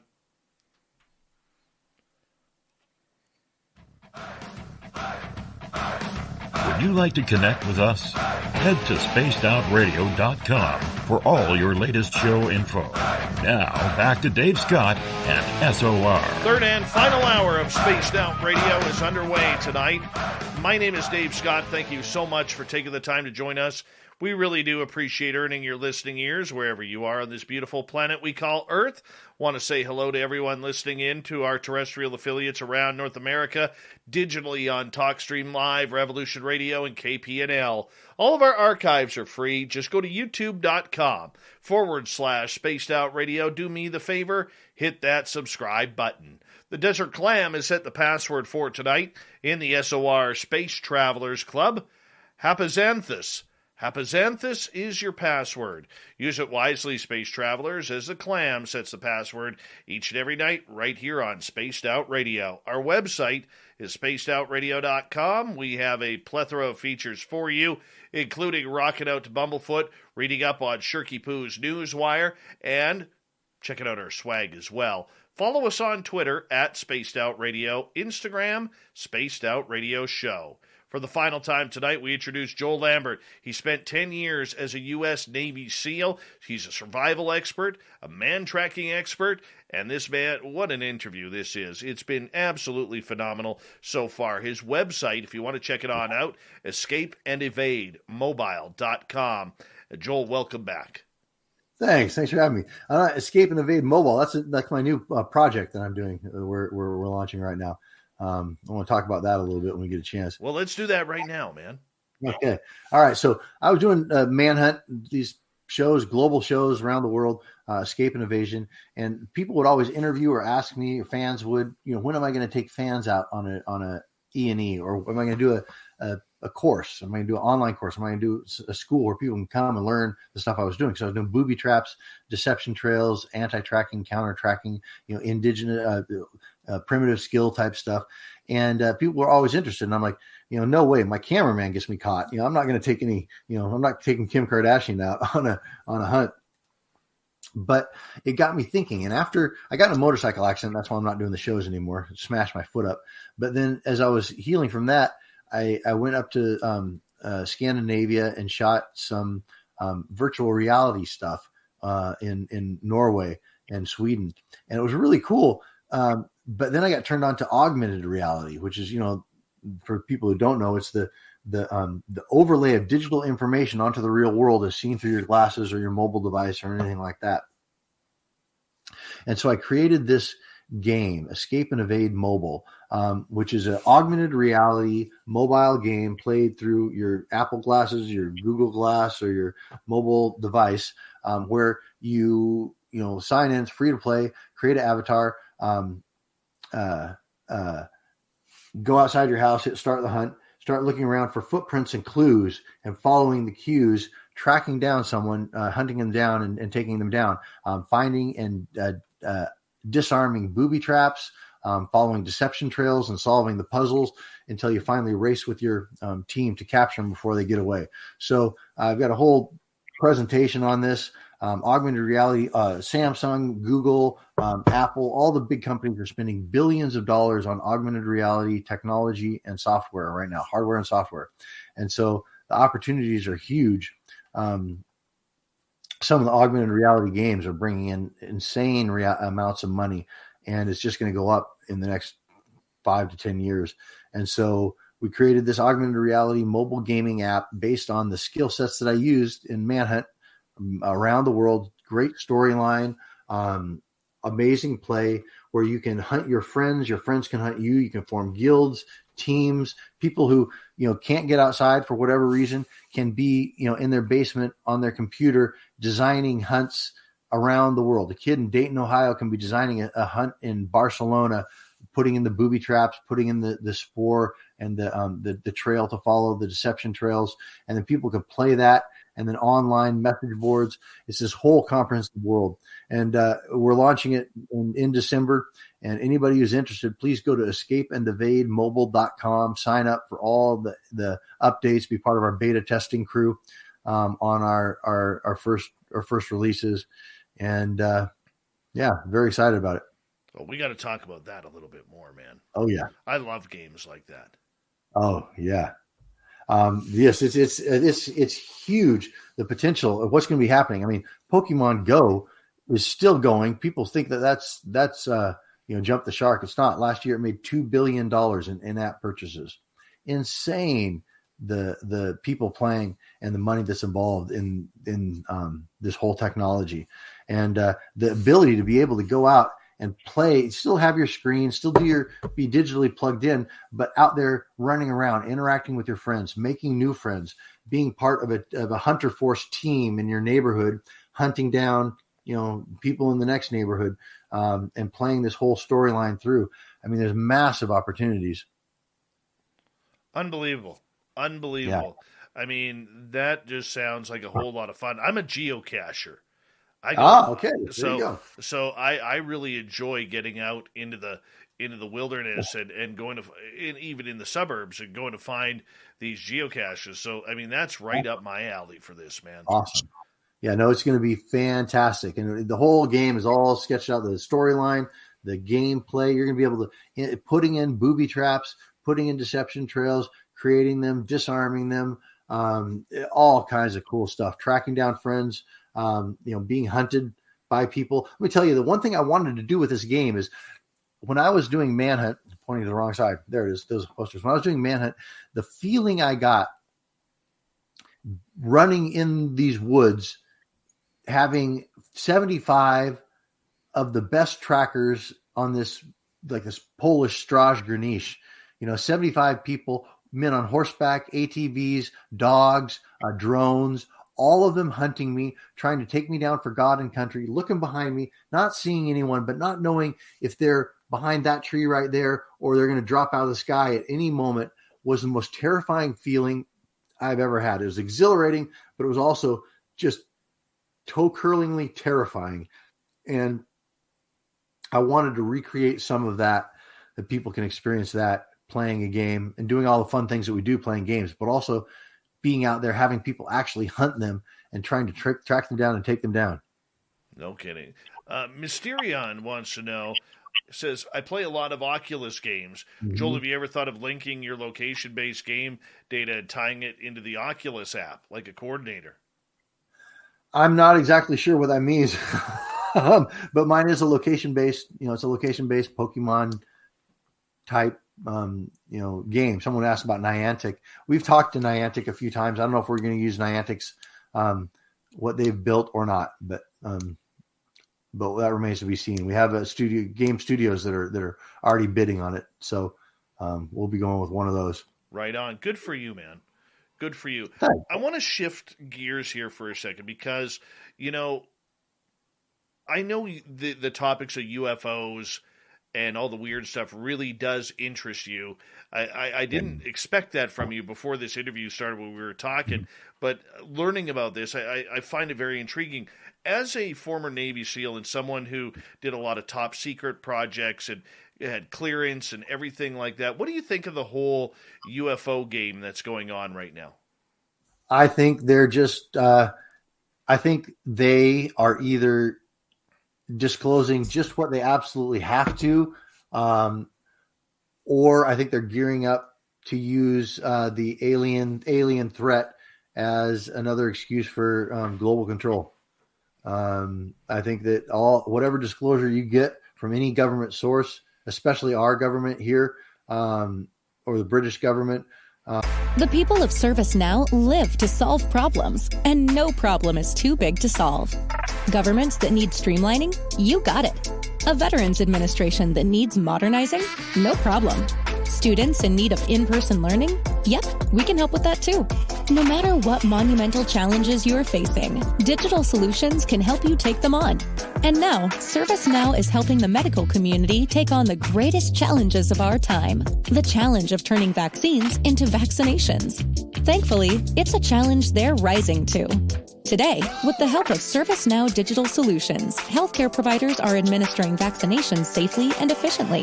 They're streamlining the process and making getting a shot, well, simple. Learn how ServiceNow is helping our healthcare heroes get vaccines off the shelf and into the arms of the patients who need them. Visit servicenow.com/vaccine to find out more about their vaccine management system.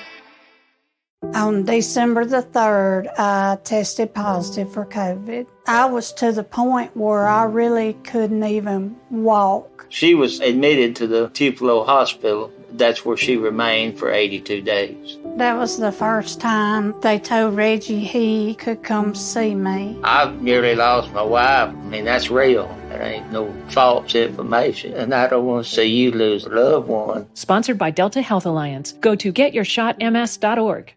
Is going to be not just agenda driven, but wholly and completely for one agenda, and that's controlling you.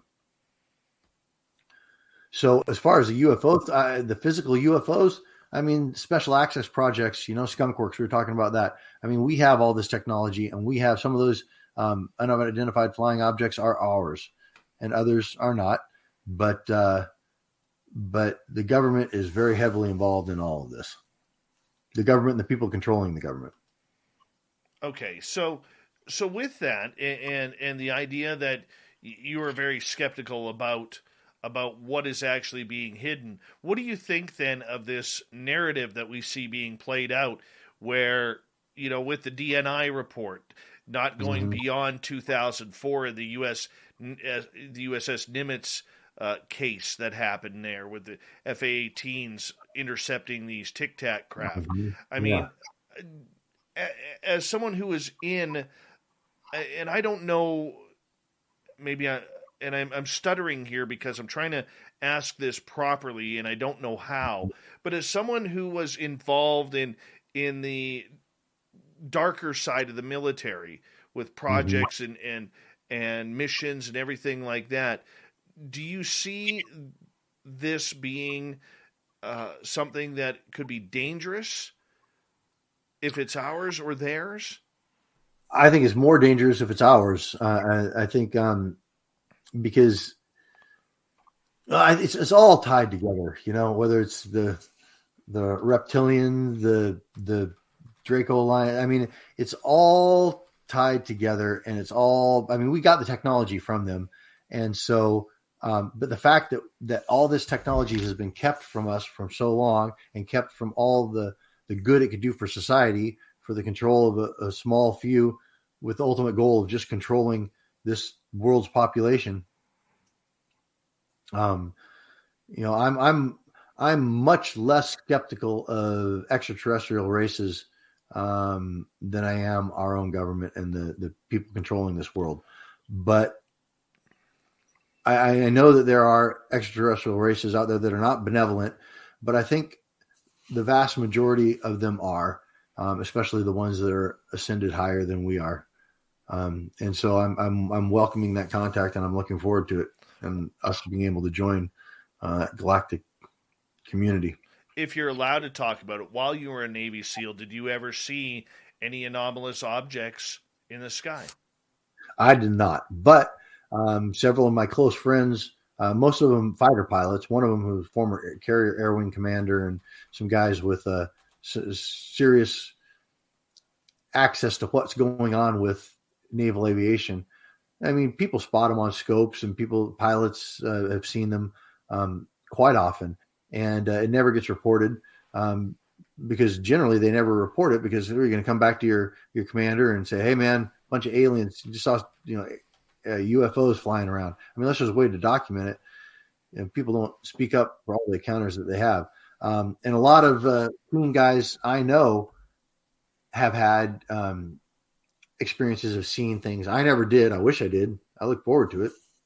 I go out and do the CE5 meditation sometimes with my girl. We go out in the woods and meditate and try and invite some extraterrestrial contact, but no, it's never happened.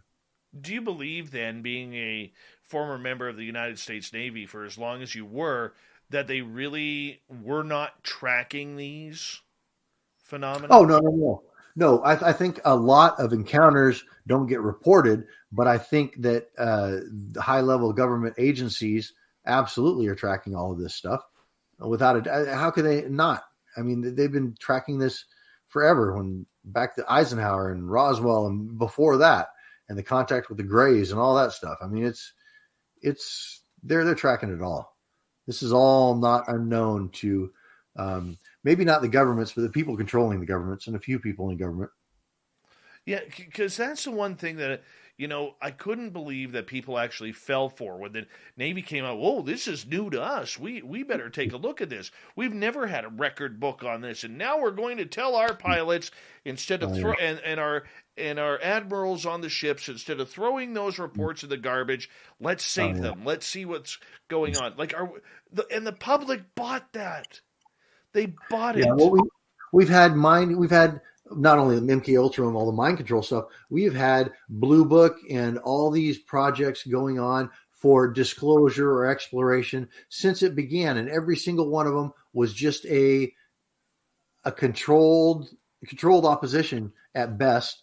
At worst, just a place to push the propaganda. Nothing is going on, and there is no UFO experience that we're having, and we've not had contact with all these races, and we've not actually shot down UFOs with our high powered radar.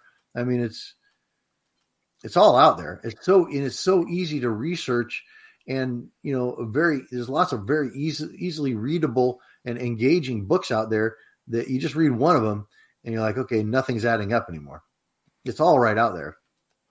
But I don't think people are interested enough to dig into it. Or know where to, maybe. Where would you take it? Where would I take it? What do you mean? Like if you got into investigating, with your contacts, with the people where would you take it? That wouldn't be the path I would go. I'm more interested in the cabal and the origins of that and what ties they have to all the extraterrestrial stuff. I wouldn't take it in that direction, but if I would take it in that direction, I would just start poking around friends and acquaintances that have transitioned out of the military and now are working at some of the alphabet agencies.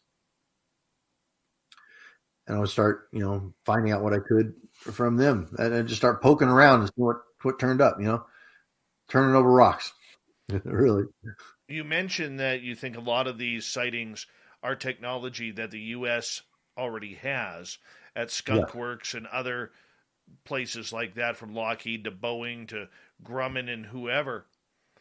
Where would you like to, or that's the wrong question, but why do you lead to believe that a lot of this technology we're seeing is already ours? Just the books I've read and things I've put together. It's mostly just following, what other researchers and stuff think and talk about. But I think that you can find glimpses of this technology a lot of places, from ancient stuff to Nikola Tesla to stuff that's being patented right now that you can find. And I don't have a complete picture at all, but what I do is I see puzzle pieces. You see puzzle pieces here and there, random puzzle pieces, and after you see enough of them, you can kind of get an idea of what the picture might be. And then things pop out. You see, just a few weeks ago, there was some picture of, some really freaky craft being pulled out on an 18-wheeler from Skunk Works or something. There's so much out there. I think we've had this technology for a very long time, and most of what we see is government owned. I think most of our real extraterrestrial races we're going to commune with and we're going to, join with. We're not talking as galactic as much as we are interdimensional. And so the physical flying craft, I think a lot of that, when I think of a physical flying craft that's not coming out of some sort of cloaked state, I think immediately that my thought is more than likely it's a government craft. I don't know if you know the name Luis Elizondo, the gentleman who used to run the Pentagon program for UFOs behind the scenes, and now he's in the public, really championing the cause for disclosure. When you look at somebody like him or other people within the government who are now talking about UAPs on a real basis, that we need to put funding into them, we need a task force, and we need departments to turn over what they know. What do you think of all this? When they say they need funding for that cracks me up, because if you have any idea what kind of the black budget that goes to this kind of stuff already, there's never been an issue with funding in this kind of arena. Government funding is funding that Congress doesn't have any say in or any idea of what's going on. This is all black project stuff, and it's got plenty of money, and they've been developing it since probably well before Roswell. So basically, you think the U.S. government is lying about what they know about aliens and UFOs? 1,000%. I would stake my life on that statement right there. And that doesn't make you feel comfortable? It doesn't make me. I don't have any issue with the extraterrestrials, except for a few races that have been fairly nefarious. What I'm more concerned with and more happy to see the end of is the cabal here on Earth and what's going on with that and the control and all these programs that they are ultimately in control of. The 13 bloodlines, all that stuff. Mm-hmm. Where do you think all of this is leading? I think it's leading to an ascension of humanity, of our collective consciousness. I think that everything coming out like it is coming out globally, with disclosure, the extraterrestrials, psychedelic therapies, people waking up just in mass amounts around the world to what the state of the world really is, and seeing through this bullshit veil that's been draped over humanity for so long, that I think that we are on the edge of we're on the eve of ascension. I think that humanity is going to be ascending, and I think it's a beautiful thing. Oh man, I would love to see you and interview you, because I have a feeling this is a rabbit hole you're going to go down. I really do. I don't think I'm wrong with that, but I would love to interview you in like 6 months on this exact same topic, just to see what you've learned. Oh yeah. Yeah, this is some fascinating stuff, but I'm very positive about our future, our collective future. And I think that, there are a lot of thoughts and people smarter and more insightful than I that have theories about how this is going to play out. But, whether it's going to be a separation of, we're sending into a 5D, fifth density Earth and humanity and leaving some behind that aren't ready to go, that may be one way. We may go into a period of darkness first and then a collective ascension. But I think that all the ancient texts and religions and Mayan calendars and everything are all pointing to this event where humanity transcends and ascends and becomes a different vibrational density. And I think that it has been happening for the last 10 or 15 years, and it's massively accelerating. And the powers that are in control are desperately trying to hang on. And it's just crumbling around their ears. And humanity, we will ascend, and we will ascend. Awesome. We got about 40 seconds left with you tonight, my friend. And I got to tell you, this show went in so many different directions I didn't expect it to go. And I'm glad it did, Joel. I'm glad it did, because I think we learned a lot about you and what you're all about. And I would love to have you back, man. I would love to be on.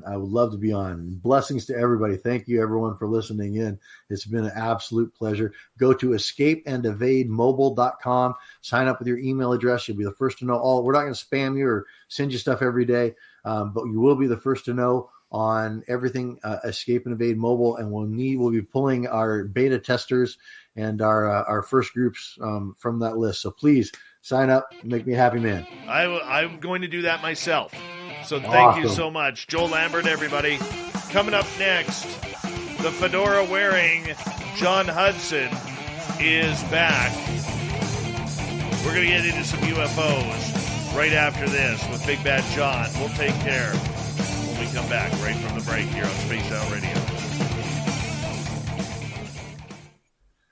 Oh, man. Dave, thank you for having me on. Dude, this was fantastic. That was stellar. So good. I had a Stellar. blast. We got to do it again. I have a feeling, dude, you're gonna be a big time into the UFOs here soon. I hope so. I'm looking forward to the contact. All right. Well, thank you so much, my friend. Let's stay in touch. You're fantastic, and thank you for your service and everything, man. Appreciate you. Thank you. Have a great rest of your night, man. All right, you take care. Good night. Later. How awesome was he? Joel Lambert, everybody. How awesome was he? All right. Body technician, good morning. Sleazy Bees, what's happening? Sandra, are you okay where you are with the flooding? Carbine's right. How you doing, buddy? Divine Diamond #1. You and I are now Facebook friends. Yes, we are. You're stuck with me now. Let's see here. Who else do we have? Hey, Clam.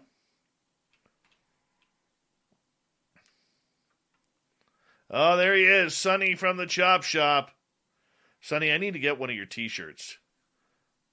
Is it on your website? I want to get one of your t-shirts. My arm is great now. Well, it's still tender. It's not 100%, but feeling much better. Now I got it right in between my shoulder blades and up into my neck. It's like moving all over. Good morning, gorgeous Elaine from England. Thank you, Mr. Lurks-a-lot. Rock Lobster stream. What's happening over on Twitch? Look at that. There they are. Rock Lobster stream. Brazelhoff. What's happening?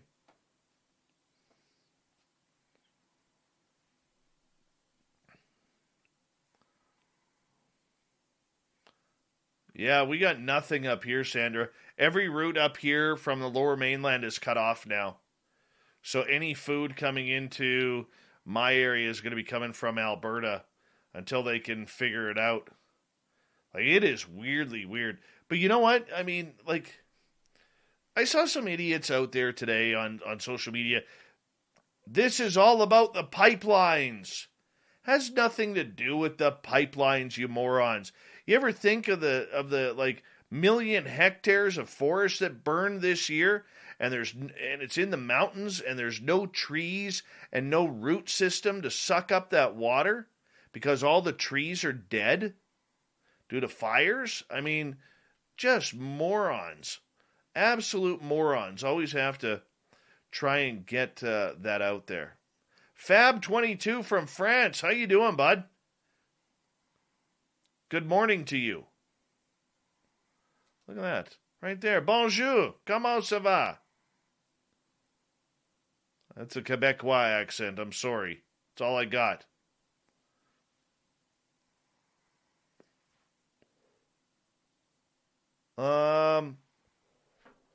It's not a Les Paul. I'll get it for you.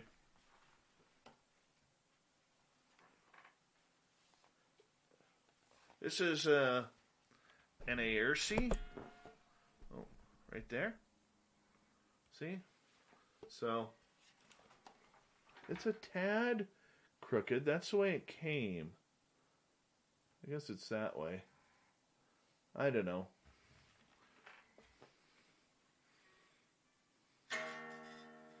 Oh, this thing needs to be tuned. Got a pick around here somewhere.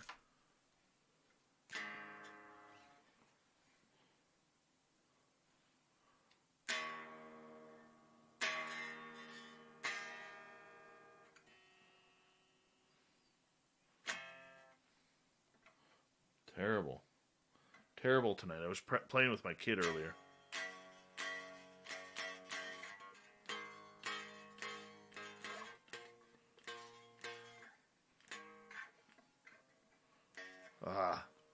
Fingers don't work very well in this chair. I apologize. I had to retire this guitar, the red one, right there.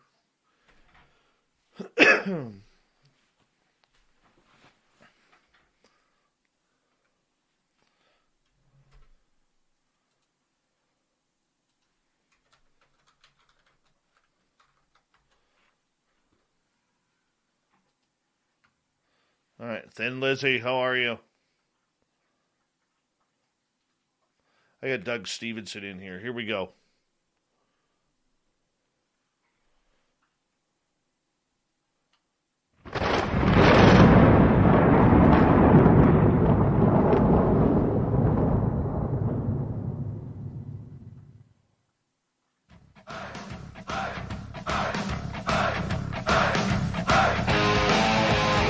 Rounded third. We're heading for home tonight on Spaced Out Radio. My name is Dave Scott. Thank you so much for taking the time to join us. We really do appreciate earning your listening ears. Want to remind you that if you missed portions of this show or others, check out our free archives by going to youtube.com/Spaced Out Radio. Do me the favor, hit that subscribe button. Our website is spacedoutradio.com, where we have a plethora of features for you. Rock out to Bumblefoot, read up on Shirky Poo's Newswire, check out our swag as well. Follow us on Twitter at Spaced Out Radio and on Instagram at Spaced Out Radio Show. Now, normally, we got the fedora-wearing John Hudson. I think he's having some computer troubles tonight. Trying to hook on up. I was talking to him just a couple of seconds ago, and he'd be like, dude, what? Let's do this thing. And he's like, yeah, I'll be right there. And now he's not here. So we got to figure something out here. What we're going to do here is this.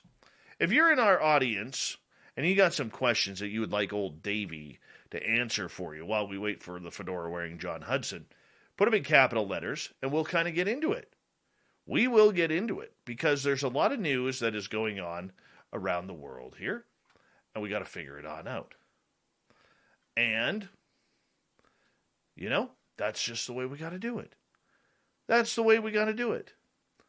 John's trying to get things organized here, so that's okay. He'll be here On December the 3rd, I tested positive for COVID. I was to the point where I really couldn't even walk. She was admitted to the Tupelo Hospital. That's where she remained for 82 days. That was the first time they told Reggie he could come see me. I nearly lost my wife. I mean, that's real. That ain't no false information. And I don't want to see you lose a loved one. Sponsored by Delta Health Alliance. Go to getyourshotms.org. At Capella University, Education is as smart as the world around us. With the FlexPath format, you can take classes at your own pace, set your own deadlines, and even leverage your previous experience to move faster. Now that's smart. Learn more at capella.edu. Terribly. But let's, his laptop's giving him some issues here. So, hey, technical issues happen, and that's where we are. So we will get to it. We will get to it. So if you guys have any questions that you kind of want to ask. So yesterday, I was out looking for Sasquatch again. I went out all weekend looking for Sasquatch. Didn't find anything. But when we were driving up this one road, and this is a road that I'm very familiar with. I used to go get my firewood logs from there before they started logging the area. And I'm driving along, and I'm not a pro by any means, okay? I'm not a pro by any means, but I learn a lot from people like Duke from World Bigfoot Radio. I learn a lot from people like Nate Rudd and, a lot of Sasquatch researchers, Bigfoot Michigan Rob, and a number of really cool people, okay? I learn about them. And here I am in the forest yesterday, and I'm looking, driving at about 5 miles an hour, 7 kilometers if you're in Canada, and I'm just looking. And all of a sudden, I'm looking into the forest as I'm driving down the road. I got my head out the window, and way deep in, maybe 150, 200 feet in, I see this giant X in the forest. And I stop. I put my vehicle in reverse so I could get back that view. And the thing about it is, okay, there's a lot that could happen. I mean, they could be dead trees, rotted trees, whatever. There was no bark on either of them. But here they were making this beautiful X. So I stop. And I'm kind of looking at the area before that. And all of these little trees are kind of pushed over and rounded. Okay, so I'm thinking, what would our Bigfoot experts do? What would our Bigfoot experts say about this? And I started thinking, well, the bent over trees are a sign that people think that it leads to an area where maybe there's a shelter or something along those lines. Or it could be something very non-supernatural, okay, and very nature-oriented, which would mean that heavy snow falling from the bigger trees that surround this area would pile up on the smaller trees. But what was really weird is we drove up a little bit further, because sometimes nature calls, and I was going to do a turnaround with my vehicle. Got out of the vehicle, and off in the distance, heard a wood knock. That was kind of cool. Just one. Just a big bang. It was in deep in the forest. It wasn't anything that was close to us. But there was that wood knock. So now I have to go out there, and it's a terrible time because today we had like blizzard conditions out here. But I have to go make time on Thursday where I'm going to go out in the forest and I'm going to go take a look. I have to. I'm going to bring one of my outdoor buddies, my tracking buddies with me. And it's going to be cool. It may be nothing. Maybe nothing at all. But it could be something. And that is what we have to look for. Because my other two Bigfoot sites, The one I haven't been to since before the forest fires here. Got to try and get back in there one more time. But this one here, my original one, I've been to it twice, and it's just heartbreaking since they logged all around it and missed my gifting site by about 8 feet. Literally 8 feet. But this new area, I was talking to my buddy Mark, and I said, Mark, you know, we had action at the first site and the second site. Where should I go? And he pointed me in that direction. And that's where I found maybe X does mark the spot. I mean, we're not talking small trees here either. We're talking like 8-10 inches around, fallen together in a beautiful X. At least that's the way it looks from the road. I mean, once you go in there, I didn't go in there that deep because I'm unarmed. But maybe when we get in there that deep, they may be 5 feet, 6 feet apart. Who knows? May it just look that way from the road. But you have to look and you have to take the time to take the sights in to see if that would be a place or could be a possibility of some sort of marking left by Sasquatch. You never know. It could be. That's what I'm hoping for. Because Lord knows I am bored of going into the forest and not seeing a thing or hearing a thing. You know? I look like an idiot out there banging away on trees, smacking them all around, and you hear nothing. Nothing.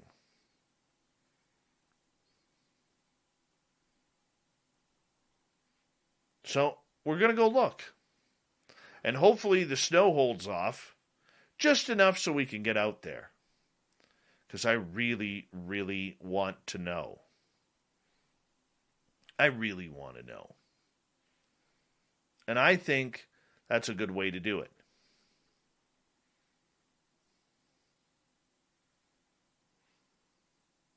What do you guys think? Duke in the chat room from World Bigfoot Radio says, they have to be touching, yep, as in the X trees. All bark and branches missing and equal circumference is a very strong sign.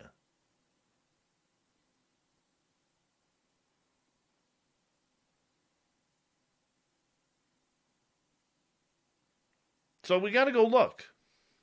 Rock Lobster is asking, Dave, is the answer more important than the search?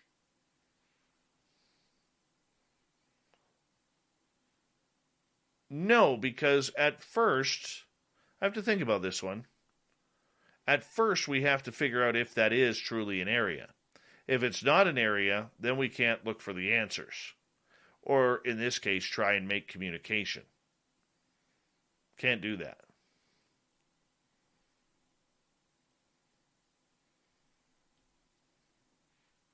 Cannot do that. We got to be able to find that location, maybe find that tracking area, that deer trail or something that leads to a path. Now, there is something interesting in that area along that road. There is an active trapping area along that road. So we need to make sure that we aren't entangling ourselves in that trapping area. And I know from listening to other people from our area who have had encounters state that trapping areas are like a highway for the Sasquatch, at least in this area.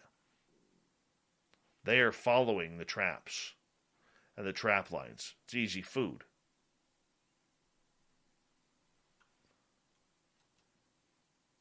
But who knows what else? Who knows what else? We just got to keep going. It's kind of boring out there when you keep going out there and nothing is happening. Right? You just can't keep doing it. You just can't. Just one of those things, man. It's just one of those things. So we'll keep trying it out. Hopefully later this week or by next week I'll have some answers for you. I'd like to, but we will see. We will literally see. All right, let's see if we can get to some news here. I think John's computer is still acting up. Here we go.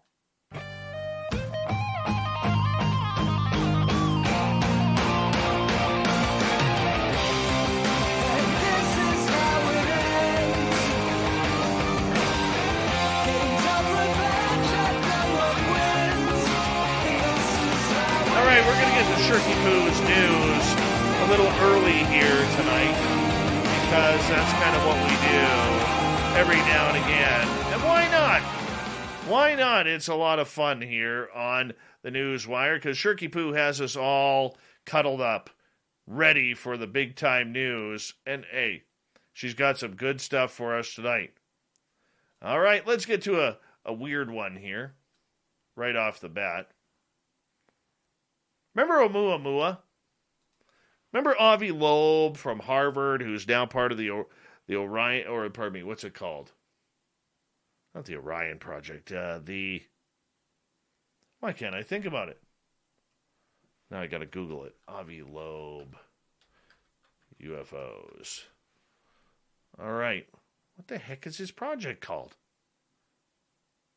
Galileo Project. Thank you, Dave. Thank you for finding that. All right.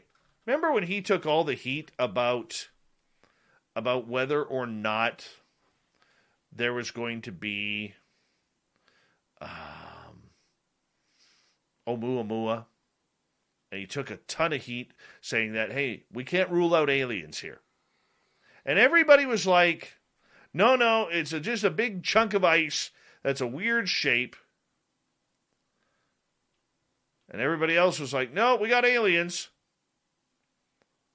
And, yeah, it was a big argument. Well, finally, this is getting a little savage here. All right, a little savage. Because the scientific community has long debated about what it is, and now they're saying it's not ice. A team of researchers, including Harvard astrophysicist, who might that be, suggested Oumuamua was a light sail sent from another civilization. Note, there's not enough nitrogen in the known universe to make an object that size. It is believed Oumuamua was somewhere between 300 and 3,000 feet in length and could be anywhere between 115 and 548 feet thick. As such, it's likely that it's not a chunk of a Pluto-like exoplanet that broke off 400 billion years ago, as some have postulated. No, the necessary mass of heavy elements exceeds the total quantity locked in stars with a 95% confidence rating, making the scenario untenable because only a small fraction of the mass in the stars ends in exoplutos, the study researchers Amir Siraj and Avi Loeb wrote. A number of theories, including that it is a hydrogen iceberg or nitrogen iceberg, have been postulated, and about the original origins of the composition of the oblong cigar-shaped Oumuamua since it was first discovered in October of 2017. See? We got aliens. Just telling you. In the solar system, pure nitrogen has only been found on Pluto, and if all the pure nitrogen came from another Pluto-like planet that are believed to exist, it still wouldn't be enough to make Oumuamua. Yep. Loeb says, we show that there's not enough nitrogen in all the stars within the Milky Way to account for a large enough population of icebergs that would explain the discovery of Oumuamua. Oumuamua was first discovered on October 17th, 2017, flying at a speed of nearly 57,000 miles an hour, making it likely that it did not originate in this solar system. Let's move on here. All right. A photographer in Zurich, Switzerland, spotted the glowing object while 4 SpaceX astronauts returned to Earth thousands of miles away. On the night of Monday, November 8th, a photographer in Zurich, Switzerland, who goes by the Twitter handle @EAVIX1EAVIX, aimed his camera in the sky and snapped several pictures of what he aptly described as a donut UFO. Composed of several bright blue concentric rings, the flying object looked as much like a spacecraft, as a breakfast treat. The photographer suspected he had actually glimpsed SpaceX's Endeavour capsule, which was scheduled to return to Earth that night with 4 astronauts who had just concluded a 200-day stay on the International Space Station. Now, British tabloid site The Daily Mail even included the eerie photos in a roundup of Endeavour sightings the next day. But the problem with this story is when Endeavour capsule splashed down a little after 10:30 p.m. Eastern that night, it landed half a world away in the Gulf of Mexico, more than 5,000 miles from Zurich. Uh-oh, maybe Zurich's got aliens. Yep. While the spectators in Louisiana, Alabama, and several other Gulf states saw clear views of the capsule streaming across the sky, it's almost impossible that anyone in Switzerland had noticed. Any passes of Endeavour over Switzerland prior to landing that night would have been completely in Earth's shadow. It would not have been illuminated by the sun, and hence not visible. Re-entry itself was over Mexico and the Gulf of Mexico, and would have not been visible from Switzerland either. The deorbit burn prior to re-entry was over the Indian Ocean, and so not visible from Switzerland again. So if the donut UFO wasn't a SpaceX craft, then what was it? According to Lambert, the unidentified flying object may not have been flying at all. It may have been a garbled image of a distant star. I'm pretty sure that the donut UFO on the Swiss images is an out-of-focus bright star, said Mr. Lambert. Of course he did, because he is a cranky fellow who doesn't want to believe that aliens are here. Thank you, Marco Langbrook, for breaking our hearts. Moving on, a mysterious metal box that washed up on a Florida beach might be an old ballast tank from a ship. Visitors to Playa Linda Beach in Brevard County said they first noticed the large rusted item in the Boardwalk No. 7 area on Friday. It looks like an oil drum of some sort. Big drum, witness Tom O'Shea said. Christine Elfie, resource manager for the Canaveral National Seashore, said officials aren't sure what the object is, but it might have once served as a ship's ballast tank, a compartment that holds water to stabilize the vessel. That's our best guess at this point. Canaveral says that it determined the 20-foot-long box is empty, so it does not pose a health risk to the public. Yeah, that's kind of weird. Very weird. You know, we had these big storms here in British Columbia, and this is actually kind of scary here, as if you haven't noticed or seen the footage of this, it's kind of freaky, because in Vancouver, while the storms, the rain dropped literally a couple hundred millimeters of rain, over near Stanley Park, they actually had a barge that was anchored into the harbor release its anchor in the heavy storm, and it's drifted into the beach of Vancouver. Yeah, the barge at English Bay, which is a beautiful area to visit, a beautiful beach, was just caught by this massive storm. And the runaway vessel ended up crashing into the seawall near Sunset Beach of Vancouver. The city said the Burrard Street Bridge will be closed due to risk of the barge at Sunset Beach coming loose again and colliding with it. The city went on to say plans were underway to tow the barge off the shore. According to the Canadian Coast Guard, the barge's owner has been contacted and is planning to retrieve it at first available opportunity. They don't even know how stuck it is yet. Coast Guard is not aware of any persons on board nor risk of any pollution, said Michelle Imbo. It has been confirmed that there are no hydrocarbons on board either. All right, we got that fixed. That's good. Here we go.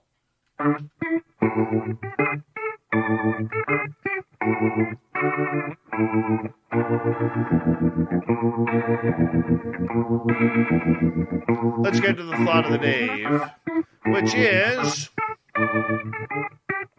how would you survive an alien apocalypse?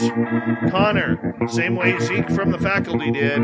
Jim, by sucking up to them and helping them out, betraying mankind. Nikki, depends on the race and aliens we're dealing with. Let's go to Gregory. Hypothetically, I'd be hooking up with our Keith Andrews to see if we can both BS our way out of oblivion. Jim, anal probed versus anal cord? I'm going with probed. Very nice. We appreciate that. Thank you so much to everybody participating in the Thought of the Dave. We really do appreciate it. Thank you to Shirky Poo for the news. And, of course, to our guest tonight, Joel Lambert, talking survival. What it was like to be a Navy SEAL for a decade. Can you imagine what that did to his body? Wow. We got Mr. Ron Bumblefoot Thaw rocking in the background with Little Brother is Watching. Bumblefoot is the official music of Spaced Out Radio, rocking us in and out of every single show. Get your horns up for the guitar god himself. Special thanks to everybody listening in at home, at work, in your cars, wherever you may be.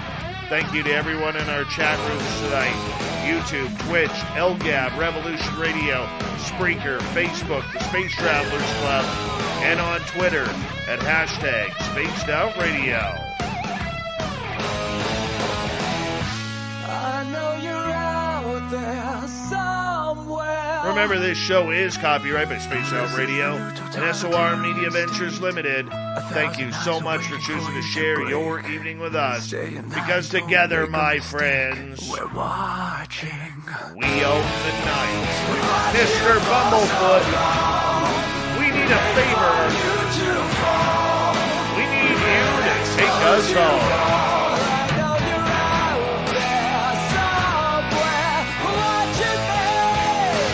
Yes, the Woo train has docked for the night. But soon, my friends, we shall ride again. Your seats are always available. Your tickets never expire. And if you want to bring a friend, we've got room for them too. Good night.